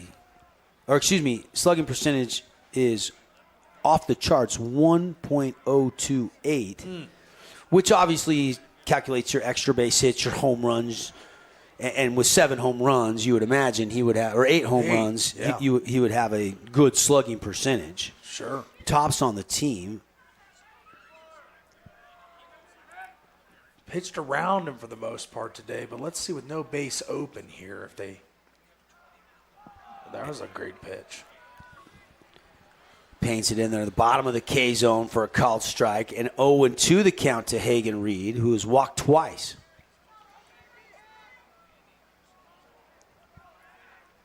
Snap throw. Fillmore dives back head first, save to first. Do they try to get a Finley Subaru stolen base here? See if they want to be a little aggressive on the base pass with a good hitter here. 0-2. And inside, down low, ball one. But you like that spot for Deegan Rigby with an 0-2 count. 5-5, bottom of the fourth inning, scheduled 7-inning game. Thunder are the home team because they are the lower seed. They're the 4 seed. Bear River is the 5 seed. Will that be handy? We'll find out. And the snap throw, Fillmore racing back, and he's there. Hawes behind the dish, trying to get him leaning. And 2-2 the count now. I don't know if you want to take him full here. I think if you're Rigby, you want to throw something on the corner, but maybe just on the edge of the zone. And way inside, full count. Great pitcher versus a great hitter. And 3-2. It's just really hard to even identify what is going wrong for Rigby right now. He's just overthinking, and then he's rushing, and then he's gripping the ball too hard, and then he's trying to hit a spot too cute, and then he drills a batter. And that's up the middle, and that's a hit off the bat of Hagen Reed. It's a nice little bloop single right back up the middle. It looked like for a second that Marble was going to have a chance, but as he dove, he just couldn't get to it behind the bag at second base. And he made a great effort to get it, but just not quite there, just out of the outstretched arms. And now the Thunder with 2 on, no outs. Identical run line score right now. 5 runs on 5 hits for the Bears, 5 runs on 5 hits for the Thunder. No errors in this game whatsoever. Got a good one brewing, boys. And a swing and a pop-up, but it's going to get out of play. It's funny, too, because this game has gone the exact opposite for both of these teams. Bear River started off hot, had a really good first inning, and then they started to slow down. Whereas Desert Hills didn't look the greatest in the first inning, but they've just floored it since then. Complete flip of momentum in the last 3 innings. Which, great point, Stockton. A lot of people, Bear River fans at least, are going, you just gave our ace, Deegan Rigby, a 5-run lead, but that has evaporated rather quickly. It's crazy. They were up 5-0, too, and then in the bottom of that second inning, a couple mistakes with 2 outs gave the Thunder 2 runs, and then that kind of poor mentality carried over into the third. It was a couple wild pitches, pass balls. It was only 1 hit in that 2-run second inning for the Thunder. And the Thunder still sitting with 2 hits with 5 runs. How often do you see that? No, I'm sorry. 5 now. 5 now. Yep. Sorry. I was reading the scoreboard wrong. It's still pretty rare to be averaging 1 run per hit. That's not something that a lot of clubs do. That's a good offensive game. So both these teams are having good offensive games, but Bear River has fallen off since the second. Go back to our keys to the game for just a second. And we were talking about situational baseball. I think Desert Hills has taken – they've shook off the nerves. They didn't get the hot start, so we missed on that one. Rigby Rippin has been the one key that we thought at the mound that it's kind of backfired a little bit. We saw Dixie, though. We saw Braxton Yates, who's been their ace. We saw Ridgeline put runs on him. I mean, these are all good offensive teams if they're in the Elite Eight here in bracket play in this 4A state championship. Oh, yeah, there's no bad teams in this tournament. It's just not possible to get here by being a bad team. But definitely, I'd have to say Southern Utah is more of the baseball center of Utah than Northern Utah is. 10 of the last 11 years, a champion has come from Region 9 in Southern Utah. It surprises me not one bit. Grantsville, when they were 3A schools, I think it was back in 2013 was the last. Maybe it's been 11 years. Of course, Crimson going back-to-back. Snow Canyon before that. Desert Hills won a championship. Their last championship was 2019. They had Drew Thorpe on that team in 2019. A bunch of great players around him. What I really think it comes down to as well is, Bear River up in Tremont, and they get snow 5 months a year. St. George, you can play baseball almost all year round. Yeah, we hear that a little bit with Cedar, Hey, we've been in the gym for the first 2 weeks of the season trying to hit the ball off the wall and take grounders off the hardwood. It's not as easy to get outside. A lot of diehard baseball dads and coaches have indoor cages and whatnot, but you can't simulate live baseball with snow outside. It's tough to do. It's a good point. But they've had a lot of good weather to get to this point here, and Bear River's still very much alive in this game. Runners on first and second, though, with nobody out, and Rigby's pitch count now up to high 70s. I think that last one there was 78 for Deegan Rigby. And I tell you what, if they intend to play on Wednesday, I think they got to pull him out in the next 10 pitches, get him recovered in time to throw. Yeah, keep him under 85. Yep, 85 is the ceiling. Well, I think he's going 115, though. I don't know it's tied game. I don't know. Unless you really love somebody in the bullpen and that's a strategy you're employing, I think you keep him out there until he can't go anymore because he's still got another, 25 pitches? No, 35 pitches. 35. I mean, if he gets efficient all of a sudden, he can still work 2, maybe even 2.5 more innings. I think it just comes down to how much you trust Goodliff, Summers, and Drollinger because they're all throwing ERAs under 2.7. Right. But Rigby is definitely the workhorse by far. He's got the most wins in the decision column. And tied on appearances with Goodliff and Potter as well, who's got a .86 ERA, just not quite as many wins and losses. So I think you might see the junior as well. And nobody's warming up in the bullpen for that matter, for a radio audience. That doesn't mean they couldn't do a pitching change at some point in time. But in a tie game, I think he's at 80 pitches on the button right now, and it's a full count on Harmon Skeen, just a sophomore. This could be a big batter here. If he loads him up, potential for a big inning, I wouldn't be surprised. I kind of think like Stockton on this one. And he lost him down low, ball 4. It's identical to the last inning, right? You load the bases and you have a run come across on the fielder's choice or whatever it was, then you load the bases again, and another run comes across it. They're setting themselves up for a really tough ending to this game. You look at the pitching for Rigby, 3 innings, 5 hits, all earned, walked 5. He's also hit 3, and he's only struck out 3 to this point in time, and now at 82 pitches. And the bases are loaded with nobody out for Willie. Andrew Wilson. Big spot here. Utility guy, can play first, third. He's their closer on this team, and that's outside ball 1. Wilson has a couple home runs this year. Had the RBI single. They got the rally started just a couple innings ago. Hit one each the last 2 weeks of region play. He's got 2 on the year. Wilson, batting average has dipped down a little bit. He's .288 coming into tonight. But, again, I've mentioned it before. He's very patient at the plate, and he leads the team in walks drawn. And a walk here is an RBI, guys. But he's not scared to swing the lumber or the BB core. By the way, I've never seen a BB core bat shatter. I saw that in that super regional and pop up and out of play. It was at the Pineview game. It was off the bat of Sylvester. Tristan Sylvester, that's right. Yeah, and missed the fat part of the barrel, and it shot out near short. Had to be a stinger on the hands. I've never seen a BB core bat shatter like a wood bat like that. Yeah, you got to hit it on the thin part, and it was probably sitting in the cold car for a little bit. Or he just has been using the same bat for several seasons. It was a pretty warm day, and it was in the middle of the game, so I don't know. It was strange. It just gave. 1-2 pitch coming to Wilson. Checks his swing on a low pitch. 2-2 the count. Bases loaded, nobody out. We're in the bottom of the 4th inning. We're tied 5-5. Got to have the strikeout here if you're Rigby to get yourself back on track. Keep a run off the board. Don't want to allow any contact here just for really morale's sake. The windup. Deegan Rigby needs an out, and he fights it off out of play. This is not what Rigby needs, is a tough at-bat from Wilson here as his pitch count starting to go up and up now. Wilson 1 for 1 officially in this game with an RBI and 2 runs scored. And now with that last pitch, too, Rigby's going to have to rest for at least 2 days.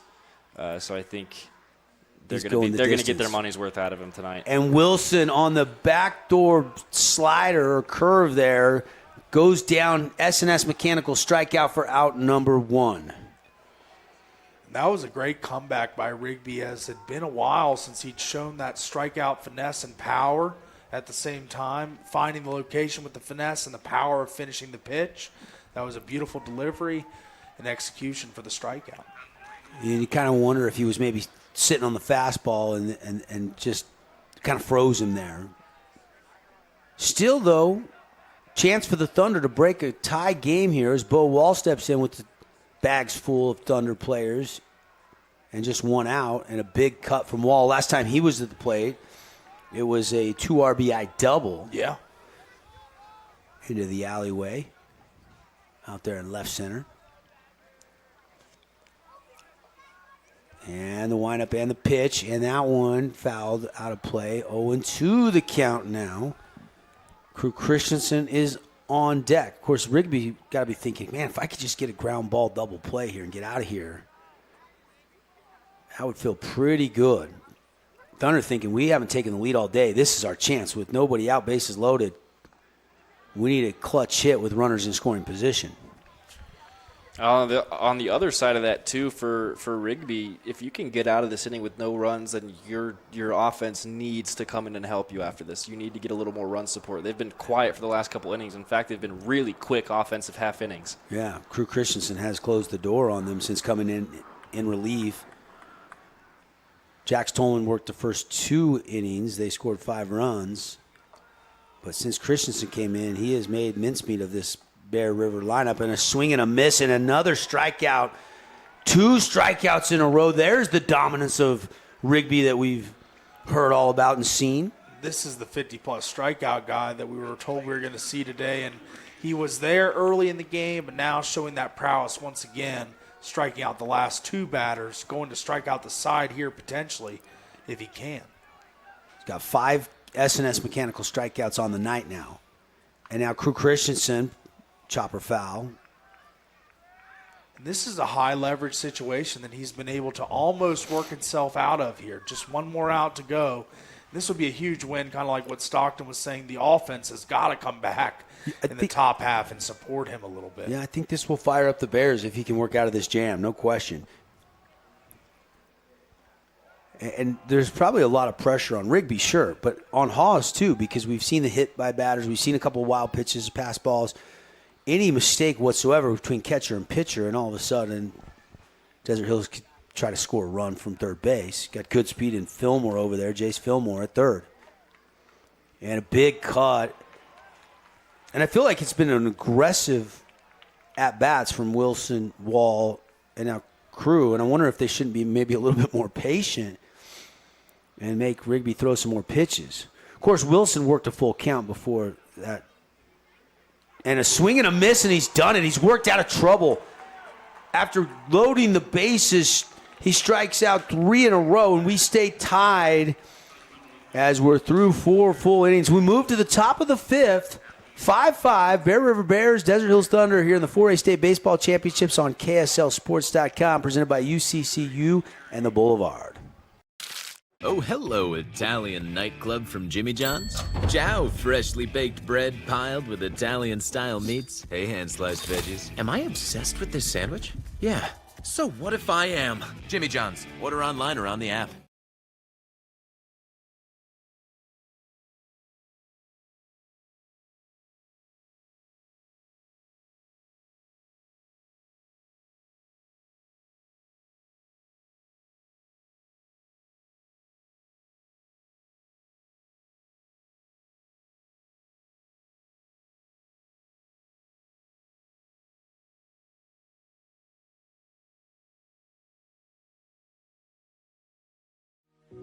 We love giving back to our community, and over the years, we have provided vehicles for families in need, supported local charities, and helped train our first responders. Dealer Collision, your place for collision repair.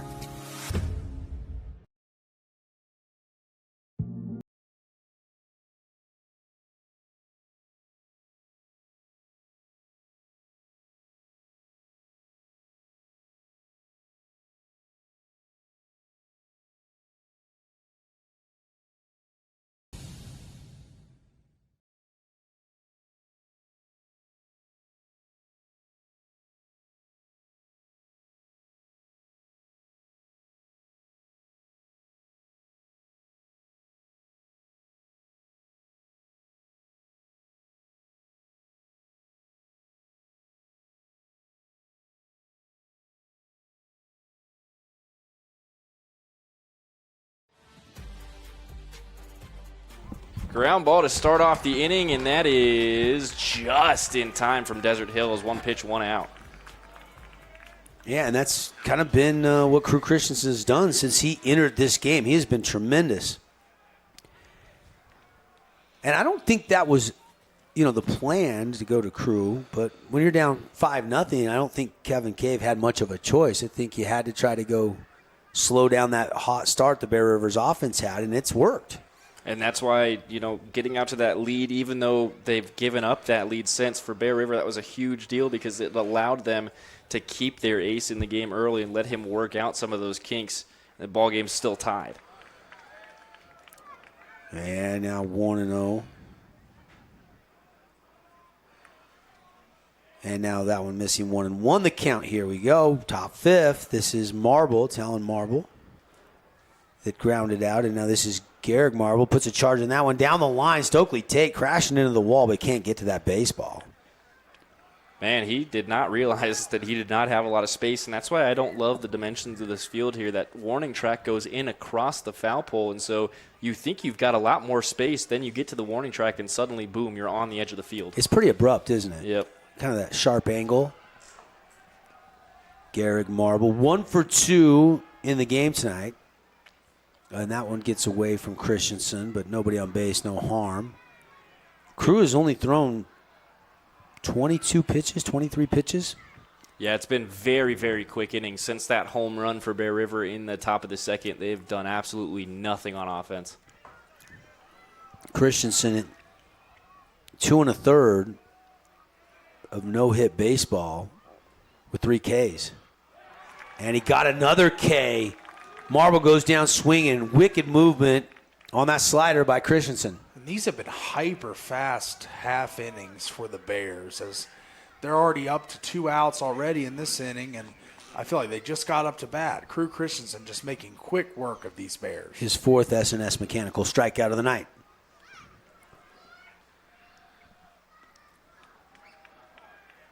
It's entirely possible, too, that Rigby's struggles have been because he has not been able to rest at all.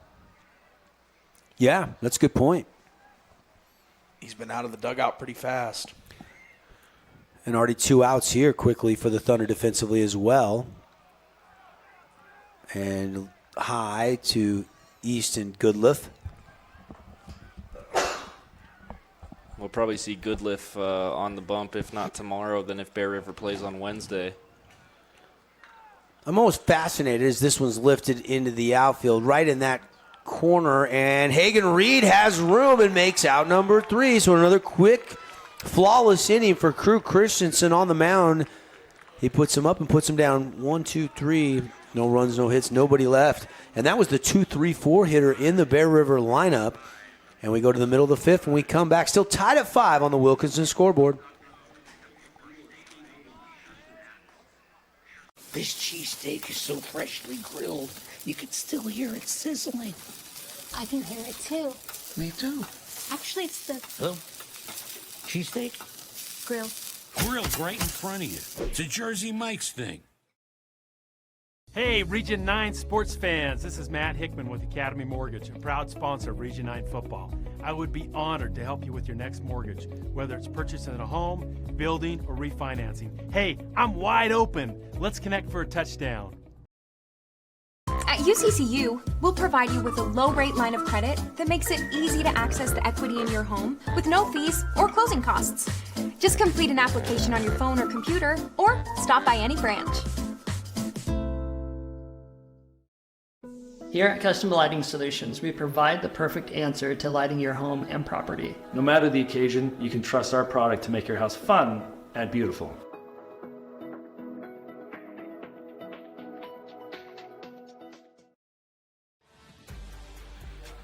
Back live. What's going on, everybody? Hope you're enjoying your Monday night, 8:49, and we are hanging out here at Cape Field. Game number 4 for us. We got here to set up about 8 a.m., and here we are, almost 9 o'clock. Been at the park for 13 hours, and we're going to do it all over again tomorrow.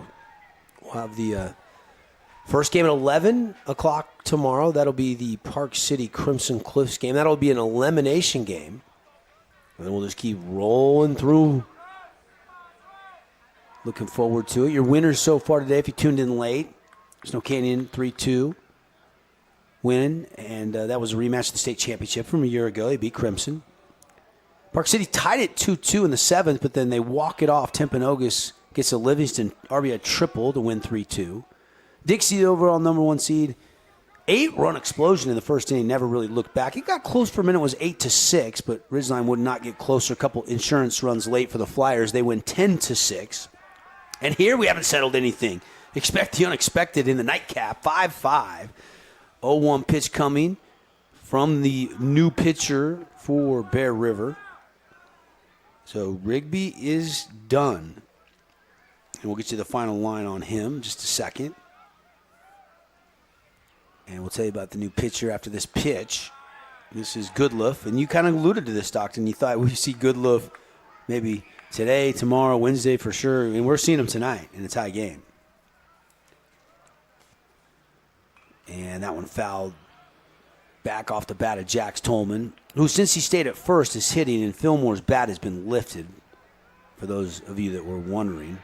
Kind of surprised they're not getting all 115 out of Rigby tonight. I thought so, too. Considering or keep that he's him not under going to be 85. usable until Thursday. There might not even be games Thursday, and then the state championship series starts Friday night.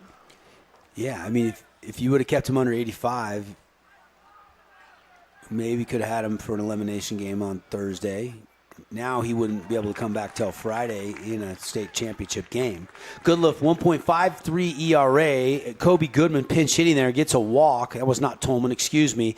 So Kobe Goodman, another one of these talented junior class kids that is in and out of the lineup depending on who's pitching. Goodluff 2-0 win-losses. Does have one save. Man, the wind is whipping out there now. It picked back blowing, blowing like low cloud vapor across the field. I saw a huge lightning strike in the distance, too. There's heat lightning in those dark clouds directly above us, so none of it's hitting the ground. You just saw the flash there on your screen. None of it's hitting the ground. That's why there's no thunder.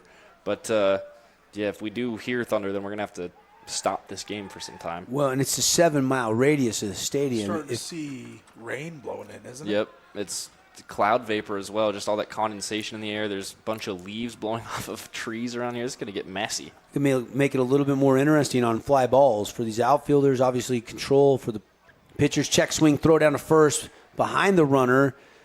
And Goodman is back in time. Head first slide. It's Bo Wall at the plate. Yeah, it really does look like rain is just whipping across the field here, but there's no water on the ground. Excuse me, Stokely Tate at the plate. I saw the 1, but it's 11, not 1. That flag was barely fluttering just a couple minutes ago. Now back at a full, vigorous wave out there. Wind picking back up. So I grew up out on the East Coast, right? Lived all over the East Coast in my childhood, but both my parents are from Utah, so we used to come out here to visit all the time when I was a kid. They always said if you didn't like the weather in Utah, wait 10 minutes. And big cut there from Tate, and he is retired. Goes down on swings for out number 1. So Fillmore's over there at first. Briggs and Tate with the strikeout. And now back to the top of the order in Cooper Clough. Tate was 1 for 1 until that strikeout. You see people heading for the exits here. Is it starting to rain?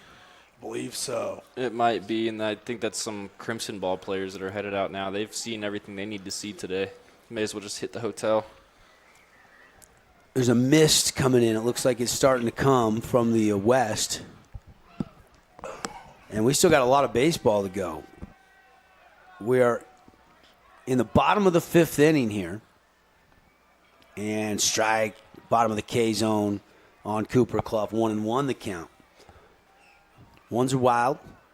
1-1 count with 1 out, 1 on. For the one senior on this team. And that's a pretty big shot off the bat of Cooper Clough. This one going back to the wall, and it's going to stay off the mid against the fence, drop to the ground, and Fillmore is going to get to third base. It's going to be a double for Cooper Clough. And if the wind wasn't whipping at such high speeds, that ball is definitely out of here. But the wind knocked it down for sure. It definitely helped it out on the way out to the field, and then blew it over towards the foul pole, and I think it got knocked down by a glove maybe a foot shy of that yellow top of the fence. Yeah. Let's take a look. Yeah, let's see it again. Off the bat. He's running hard. I don't know if he thought he got all of it, but it was 2 feet shy of going over the fence. It went off the palm of the glove, it looked like. Yep. And it looked like he should have caught that. I know that's a tough catch. And he might have closed the glove too early. It looked like it hit the outside part of the glove. That's why it knocked straight down. They have given Clough a hit on the scoreboard. And there's another shot off the bat of Jace Fillmore. And this one is flyaway baseball. A 3-run home run for Philly. And Desert Hills finally has their first lead of the night, 8-5. What a shot! And you see the dugout respond in unison out on the field to greet the Thunder players that are rounding the bags here, and what a triumphant moment this is. Battling back from behind all day long and finally connect on a long bomb, and man. See ya, Jace Fillmore. Bye-bye. Wow. Unbelievable. I mean, Clough nearly, then Jace leaves no doubt. And finally, Desert Hills has their first lead of the night. With emphasis, too. 3-run shot, 8-5. Yep.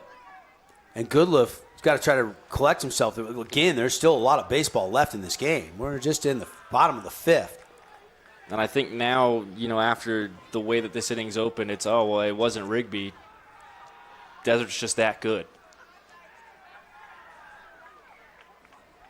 Unbelievable turn of events. And Desert Hills got to be feeling good now just because Rigby's out and they've got their first lead. And Christensen has looked really sharp on the mound. Yeah, he's been shut down since that home run was given up in the second. I don't know that there's been anyone past first base for Bear River since then. I think you're right. I don't think that's been the case. I think nobody has gotten – he's got – and there's another well-hit ball off the bat of Hagen Reed, and this one is up in the stream, and it's going to come down. That one did look like it got knocked down a little bit. Yeah. Yeah, that one went up there, and it was blowing out, but he got too far underneath it. You can see here on the replay that launch angle just goes straight up. You got to hit that ball at about 30 degrees of launch angle, maybe a little over with this wind. Anything higher than that's going to stay in the ballpark.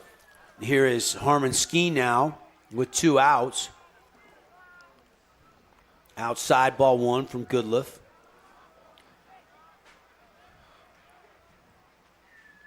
Still no actual rain falling on the concourse out there. I'm not seeing any wet spots on the cement, but it looks like there's just straight water vapor being blown across the field. Yeah, it has definitely gotten a little bit tricky. And especially now, there's just these very, very dark clouds directly overhead. There's no more, moonlight at all. It's just pitch black above us. It's going to get windy. It's going to get cold really fast. And now it's basically 9 o'clock on the dot. 8-5 Thunder on a 3-run bomb by Chase Fillmore. I've been watching that kid play golf since he was a young kid. My son and him were on the golf team together for quite a stretch, and he could hit 360, 370-yard drives left and right. So I'm not surprised he had the pop, but just a 360 off the Goodness. tee. He's long. For as little as Jace is, he absolutely rips driver. And I see the lightning again in the distance. Not close enough, though. We're playing on. Yeah, we get that a lot in the south. You can see it's all contained to the clouds up there. It's just heat lightning. There's a lot of friction in the air right now, and it's just all happening inside the clouds, but none of it's actually hitting the ground. Do we need to adjust the brightness on our camera? We might need to here in a second. Yeah, Floodlights are not helping that much. A Fabulous Freddy's foul ball. Probably see if you can brighten that up a little bit. Or just wait. We'll wait. We'll adjust in the inning. 3-2 count, 2 outs. Already 3 runs have scored off the bat of Philly. A Cache Valley Bank home run. And Harmon Skeen fighting off another pitch. Mountains await. Your financial outfitter. Don't get home runs often, so got to give love to our home run sponsor, Cache Valley Bank. Go open up a checking or savings account today. Payoff pitch again. Goodliff in relief of Rigby. And a swing and a drive, and that's smoked in to left field for a 2-out single. And Andrew Wilson will step in. And now the Thunder can start working on a little 2-out rally. Today's game brought to you by Coral Canyon Golf Course. It is absolutely dialed in right now.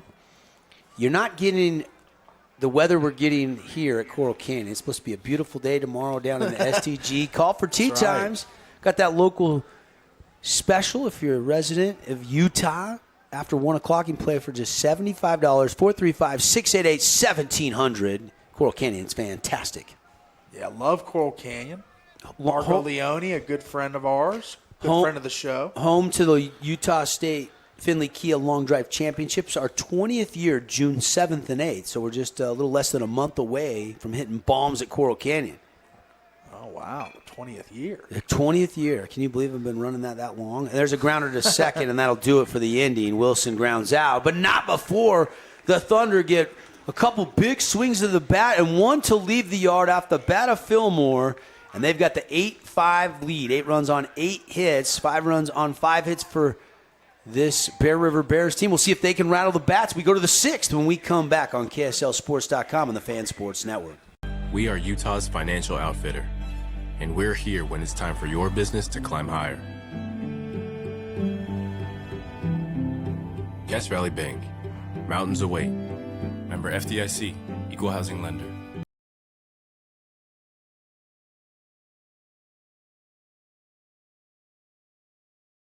Everyone loves local sports and, of course, loves ice cream. And the best ice cream on the planet is Handel's Homemade Ice Cream. Open late every day of the week with dozens of delicious flavors. So after your favorite team wins, head over to Handel's to celebrate with locations in St. George, Layton, and Woods Cross.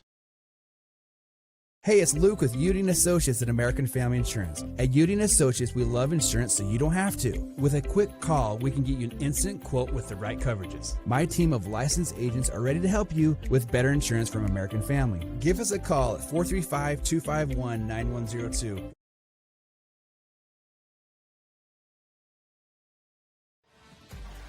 Hey, welcome back, everybody. Now the rain has really started to pick up. You're seeing fans start to pull out of the bleachers and go back to try to find a little bit of coverage by the concession stands or by the new clubhouse and offices.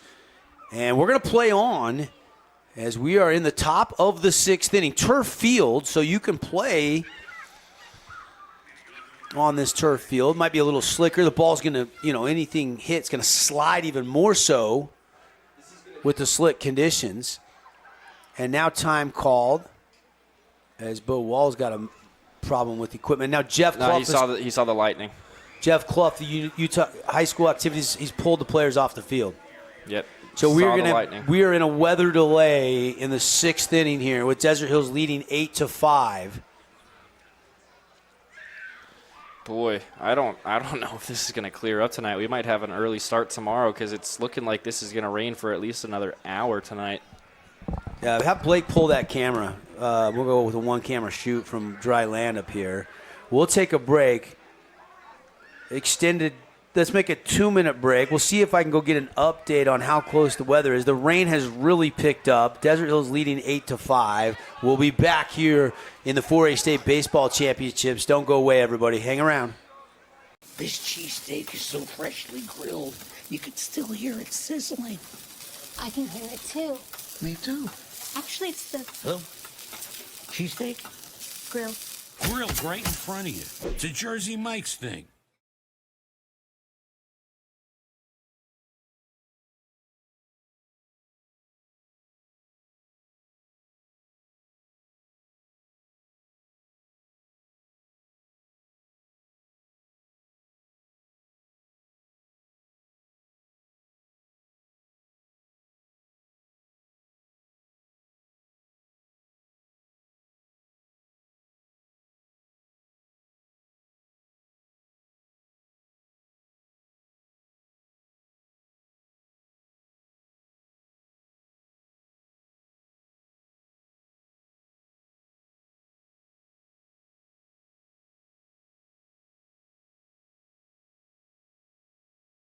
Your child's sports journey starts with the City of St. George Recreation. From their first steps on the court or field to becoming a star player, our youth sports programs are here to develop talents and teamwork skills. So get out and play.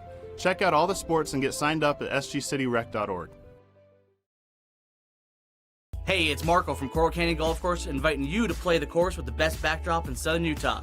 Make sure you get out and experience great golf for a great price at Coral Canyon. Visit coralcanyongolfcourse.com or call us at 435-688-1700 for your tee times. Red Rock Real Estate has over 200 professional realtors in the St. George area that specialize in the local market. Whether you're buying your dream home, looking for an investment property, or want to sell your home for the highest amount, the Red Rock Real Estate team is here to assist you. Get started now by visiting redrockrealestate.com. When it comes to your child's teeth, Dr. Cody and his experienced staff at Johnson Pediatric Dentistry are game changers. So when it comes to checkups, a toothache, or any problem with your kid's teeth, call experienced veteran Dr. Cody Johnson at Johnson Pediatric Dentistry, 628-0511. We love giving back to our community, and over the years, we have provided vehicles for families in need, supported local charities, and helped train our first responders. Dealer Collision, your place for collision repair. Remember when Down East was all scratch and dent furniture? Your go-to for dorm rooms, kids' rooms, and first homes? Well, the times have changed, and Down East has changed with you. Down East is proud to offer our beautiful collection of high-quality furniture designed to elevate your space and make a statement. From stylish sofas and dining tables to cozy bedroom collections. If you're starting fresh or looking to upgrade, Down East has everything you need to create the home you'll love.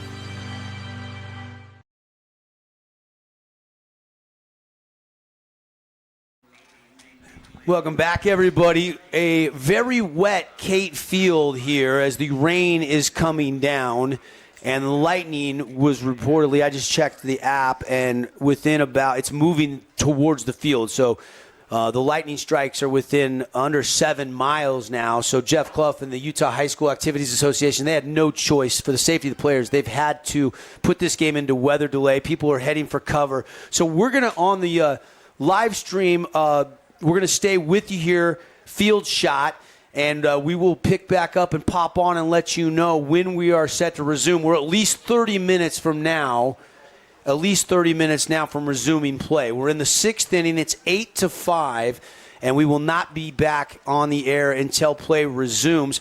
For our radio audience on the Fan Sports Network, we're going to say goodnight to you. And we're going to just finish up on the live stream tonight. So if you're listening on radio and you're out and about, go to KSLSports.com. The links are on the FanSportsNetwork.com. And we will just finish on the live stream. So weather delay here, and Desert Hills has an 8-5 lead over Bear River. Going to be a long one maybe tonight. We'll see how the weather looks. I'm not a meteorologist, but I'm going to pretend I am one in the break. And again, we will pop on and off the live stream. We'll leave it going for you, but we'll take a break, rest the voices, and then as soon as we get ready to go, you'll hear back from us again here on KSLSports.com. For everybody on the radio side, special thanks to all our great sponsors. Been a long day. We got probably 4 more games tomorrow, and probably all 4 will feature a Region 9 team. So tune in on the Fan Sports Network all day long if you're out and about. During your Tuesday workday to the radio coverage, or, again, get to KSLSports.com. But we will say goodnight to the radio audience and be back on the live stream when this game resumes. But at least right now we're looking at no sooner than a 9:35, 9:38 start time at the earliest. So hang with us, and we'll be back for the finish as soon as we're able to on KSLSports.com and the Fan Sports Network.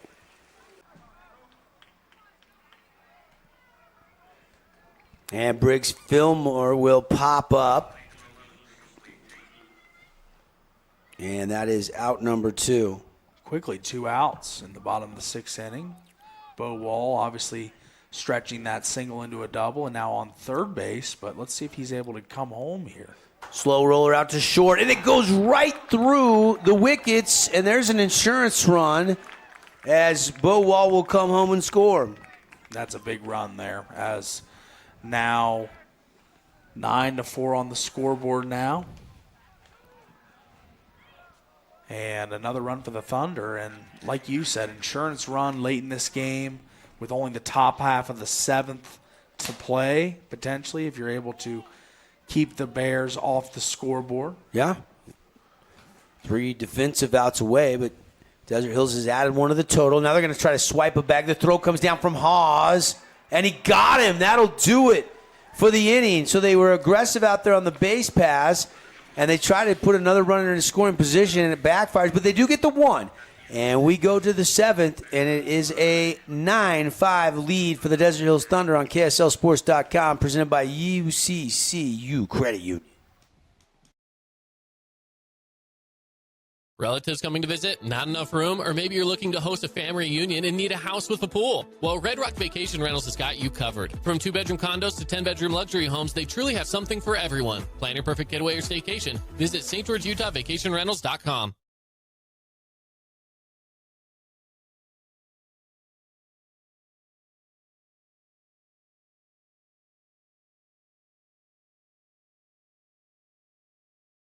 Fabulous Freddy's is the locals' choice for a full-service car wash. It's fast. Have your car washed in just 20 minutes or less. Fabulous Freddy's always keeps it clean inside and out, with 2 Southern Utah locations as well as in Vegas, Lehigh, and Sandy.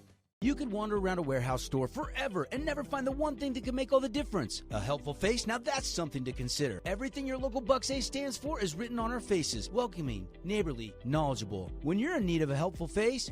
From bold statements to subtle compliments, Wilkinson's House of Lighting will help you more fully enjoy all the different spaces in your home. Stop in and see what's new at Wilkinson's House of Lighting, a proud sponsor of Region 10 Athletics.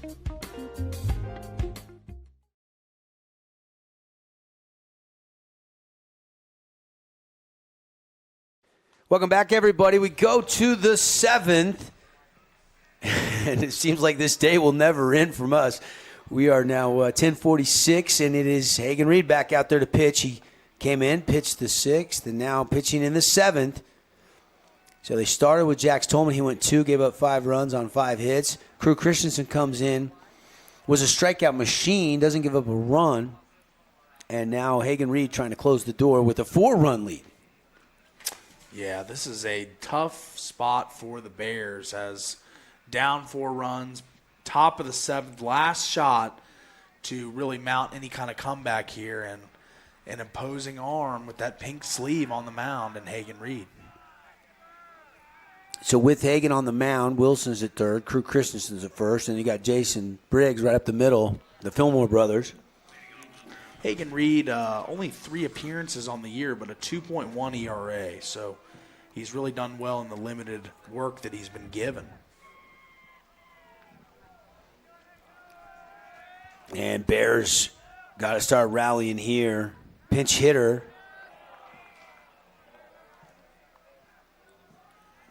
And this is, going to find my roster. This is number 15. This is Summers. It's not a pinch hitter. Excuse me. Thomas Summers, the DH. And wild pitch there by Hagen Reed gets away. 3-0 the count. You can see he throws hard, but the control, hasn't worked a lot of innings this year. The command not there. A lot of adrenaline, I'm sure, flowing for Hagen Reed right now. Yeah, absolutely. After that delay, he's probably chomping at the bit to get back out there. And there's the first strike of the at-bat for Hagen Reed as he pipes one in there.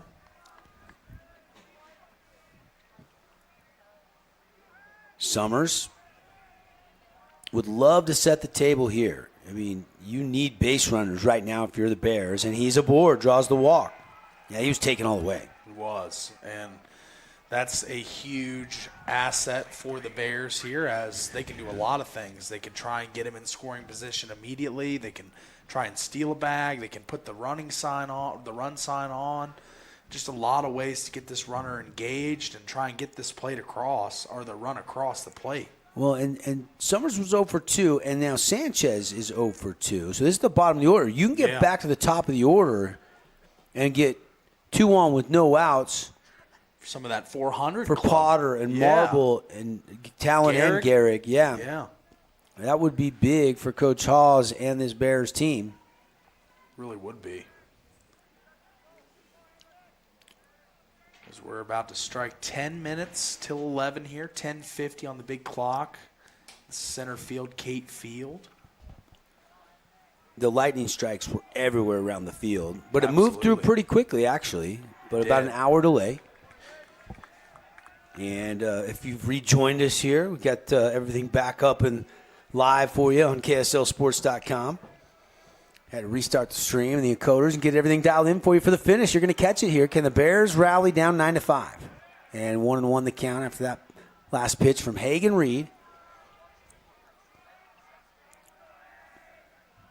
Got a lot of room, as you can see out in center field. Clough's pulling. I think he's going to pull it a little bit. He's got a pretty big gap because you look out in right field. I believe that's Jax Tolman. So if he can hit something right over Jace Fillmore at second base, could find some green grass. Yeah. Would definitely drive a run in if he's able to find that gap. 1-2 count here. We'll have some awards in our postgame show. The Playmaker Play of the Game, brought to you by AWP. Outside on the breaking ball. Our Finley Subaru Star of the Game, we'll name that. Our Defensive Play of the Game from Mountain Land Supply, or Sub of the Game.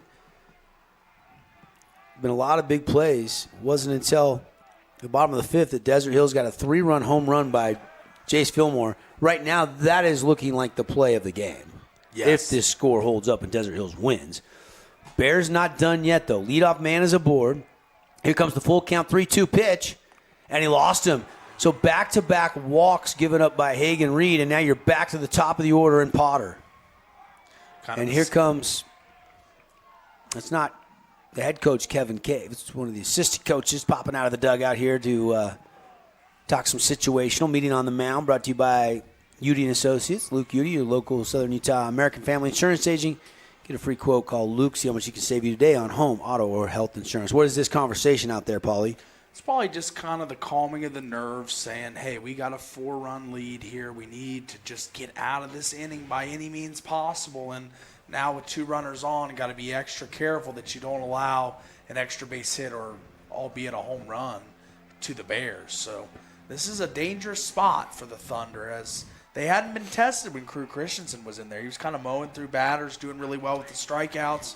But now that long delay, and now a new pitcher enters and problems ensue, but still a chance to get out of this and win this game. Saw Fillmore get a double play ball unassisted. I'm sure that's what Hagen Reed would like right here. Another double play ball. Always tough to close out a game, especially after a weather delay. Hagen Reed, after back-to-back walks, has got to reset. Here's the first pitch to Potter, and a called strike. Good-looking pitch there, as you needed to see the composure come back after that meeting on the mound. And first pitch after the meeting, right down the middle for a good-looking pitch and a strike. Hagen Reed, right-handed delivery, high leg kick, and a swing and a shot over there. Gobbled up by Wilson. He'll take it to the bag at third and get the lead runner out. What a play defensively by Willie. Very savvy, too, to take it to the bag, not try and throw to first and make the double play, potentially risk an error. Just take the easy giving out and keep on playing good defense behind Hagen Reed. That's a big out. If that gets through Wilson, hit as hard as it was. Yeah. It was headed for the corner. It's probably 9-6 with runners on second and third. And there's a good pitch from Reed for a strike, belt high. Sometimes a good defensive play like that from a guy behind you at third as a pitcher can fire you up, kind of give you a little extra added motivation to close out this game. And that was a great play for him. Reed will step off. Talon Marble. 2 for 3 with 3 RBIs, and 2 runs scored. He's been very productive. He's the number 2 hitter in this Bears offense that hits over 360 as a team. You keep referring to the 400 club because there's so many guys that hit over 400 on this team. A lot of guys in both these lineups that can swing it. That's right. 0-2 after that last called strike. Bears down to their final 2 outs. Ooh. And a swing and a miss, and that's an S&S mechanical strikeout, and now the Bears down to their final out. And they haven't got the tying run to the plate yet. Hagen Reed went fastball, then pulled the string on him a little bit there, fooled the batter, and now just 1 out away from victory here for the Thunder. Winner of this game will play Dixie tomorrow. The loser will face Ridgeline. Will it be Region 9 versus Region 9 if this score holds up? And then Region 11 versus Region 11 in an elimination game? Unless the Bears can rally, that will be the case. And that one just a little bit high. Ball 1. The Bears probably desperately thinking to try and get this man on and have the tying run come to the plate. And there's a fastball painting the outside edge. So after 2 walks, Hagen Reed settling back in here and now finding the zone. Really was that meeting on the mound. Really calmed him down a little bit. Fastball tails away and down low. 2-1 the count. Thunder Flyers haven't played since early March. And there's a bender for a strike, and now they're down to their final strike here for Garrick Marble. They split their head-to-head series. Of course, Ridgeline finished second in the region behind Bear River in Region 11. Outside. And now the count rolls full. Marble just needs to get aboard. See if he can get Goodliff to the plate, who represents the tying run. They're chasing 4 here to tie. And ball 4. Bases are loaded for Easton Goodliff. After Hagen Reed loses, Garrick Marble good at bat there for Garrick. It was, and now the tying run enters the batter's box, and a grand slam home run would tie this game. Goodliff this season does not have a home run. He does have 3 triples, 3 doubles, though, so he's got some extra base hits. And he is a .408 hitter. Yeah. Obviously, you'd expect that, and he's sitting in the cleanup spot. He knows how to handle the bat. Just needs some green grass. Fillmore up the middle. It scoots off his glove. 1 run will score. Here comes the second run, and we've got a 9-7 ball game with 2 outs. It's a rally stop, 2-out rally for the Bear River Bears. Goodliff right up the middle. It looked like Fillmore maybe had a shot at it, and I don't know if I got that on the replay. I missed it. I apologize. Goodliff in the 400 club, and how about the 20 RBI club now, as he had 18 before that hit, brings in 2 more, and the Bears right back in the mix in this one. This one is not over yet. Did it just go off the end of the glove there, Paul? I think just so. the tip and kind of redirected? Reed outside. Kind of tense now in the Thunder dugout as Bears mounting a comeback here. And that one missing as well. And you've talked about how hard it is to come out of that loser's side of the bracket. You know, it's a tough road to hoe. So both these teams really showing that fight, not wanting to be in that side of the bracket. Pitch right back to Reed. This could do it. He'll roll it up underhand. Got it. Thunder win it. Thunder win it. Little celebration. Desert Hills stays in the winner's side of the bracket with a 9-7 win, and they will drop down on the 1-loss side of the bracket for the Bear River Bears in a weather delay, lengthy game here tonight. Take another look. Hot shot, but right back to him. Good reaction. And Reed, the sure-handed underhand toss over there to Crew Christensen. Game, set, and match. Both teams will exchange high fives. We'll take a quick break. When we come back, hand out some awards inside our Johnson Pediatric Dentistry postgame show on KSLSports.com. At UCCU, we'll provide you with a low-rate line of credit that makes it easy to access the equity in your home with no fees or closing costs. Just complete an application on your phone or computer, or stop by any branch.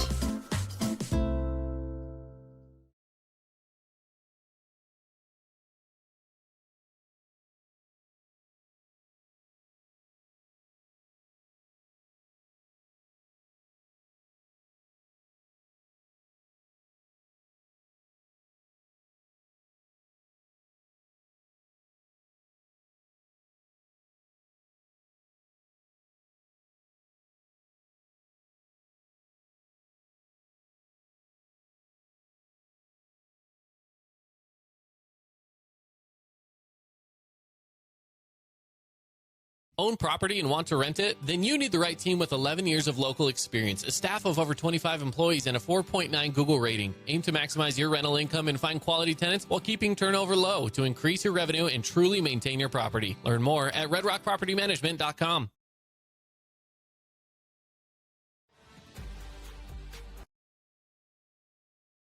Well, it's a final here at just before 11 p.m. local time after the hour lightning delay. And 9-7, Thunder, the 4 seed, hang on and win it. Bear River did get 2 runs there in the 7th, but could not do anything. That comebacker ends the game, and Desert Hills now running some wind sprints out on the field to celebrate a Monday victory to stay on the winner side of the bracket. This is the Johnson Pediatric Dentistry postgame show. It's going to be a pretty quick one. It's been a long day for us. Paulie, let's get to the awards, and we'll get you some final Down East furniture stats as we do so. Sure. Let's start with the Mountainland Supply Defensive Play of the Game, featuring Brian, Southern Utah's premier heating and cooling systems for your home or commercial property.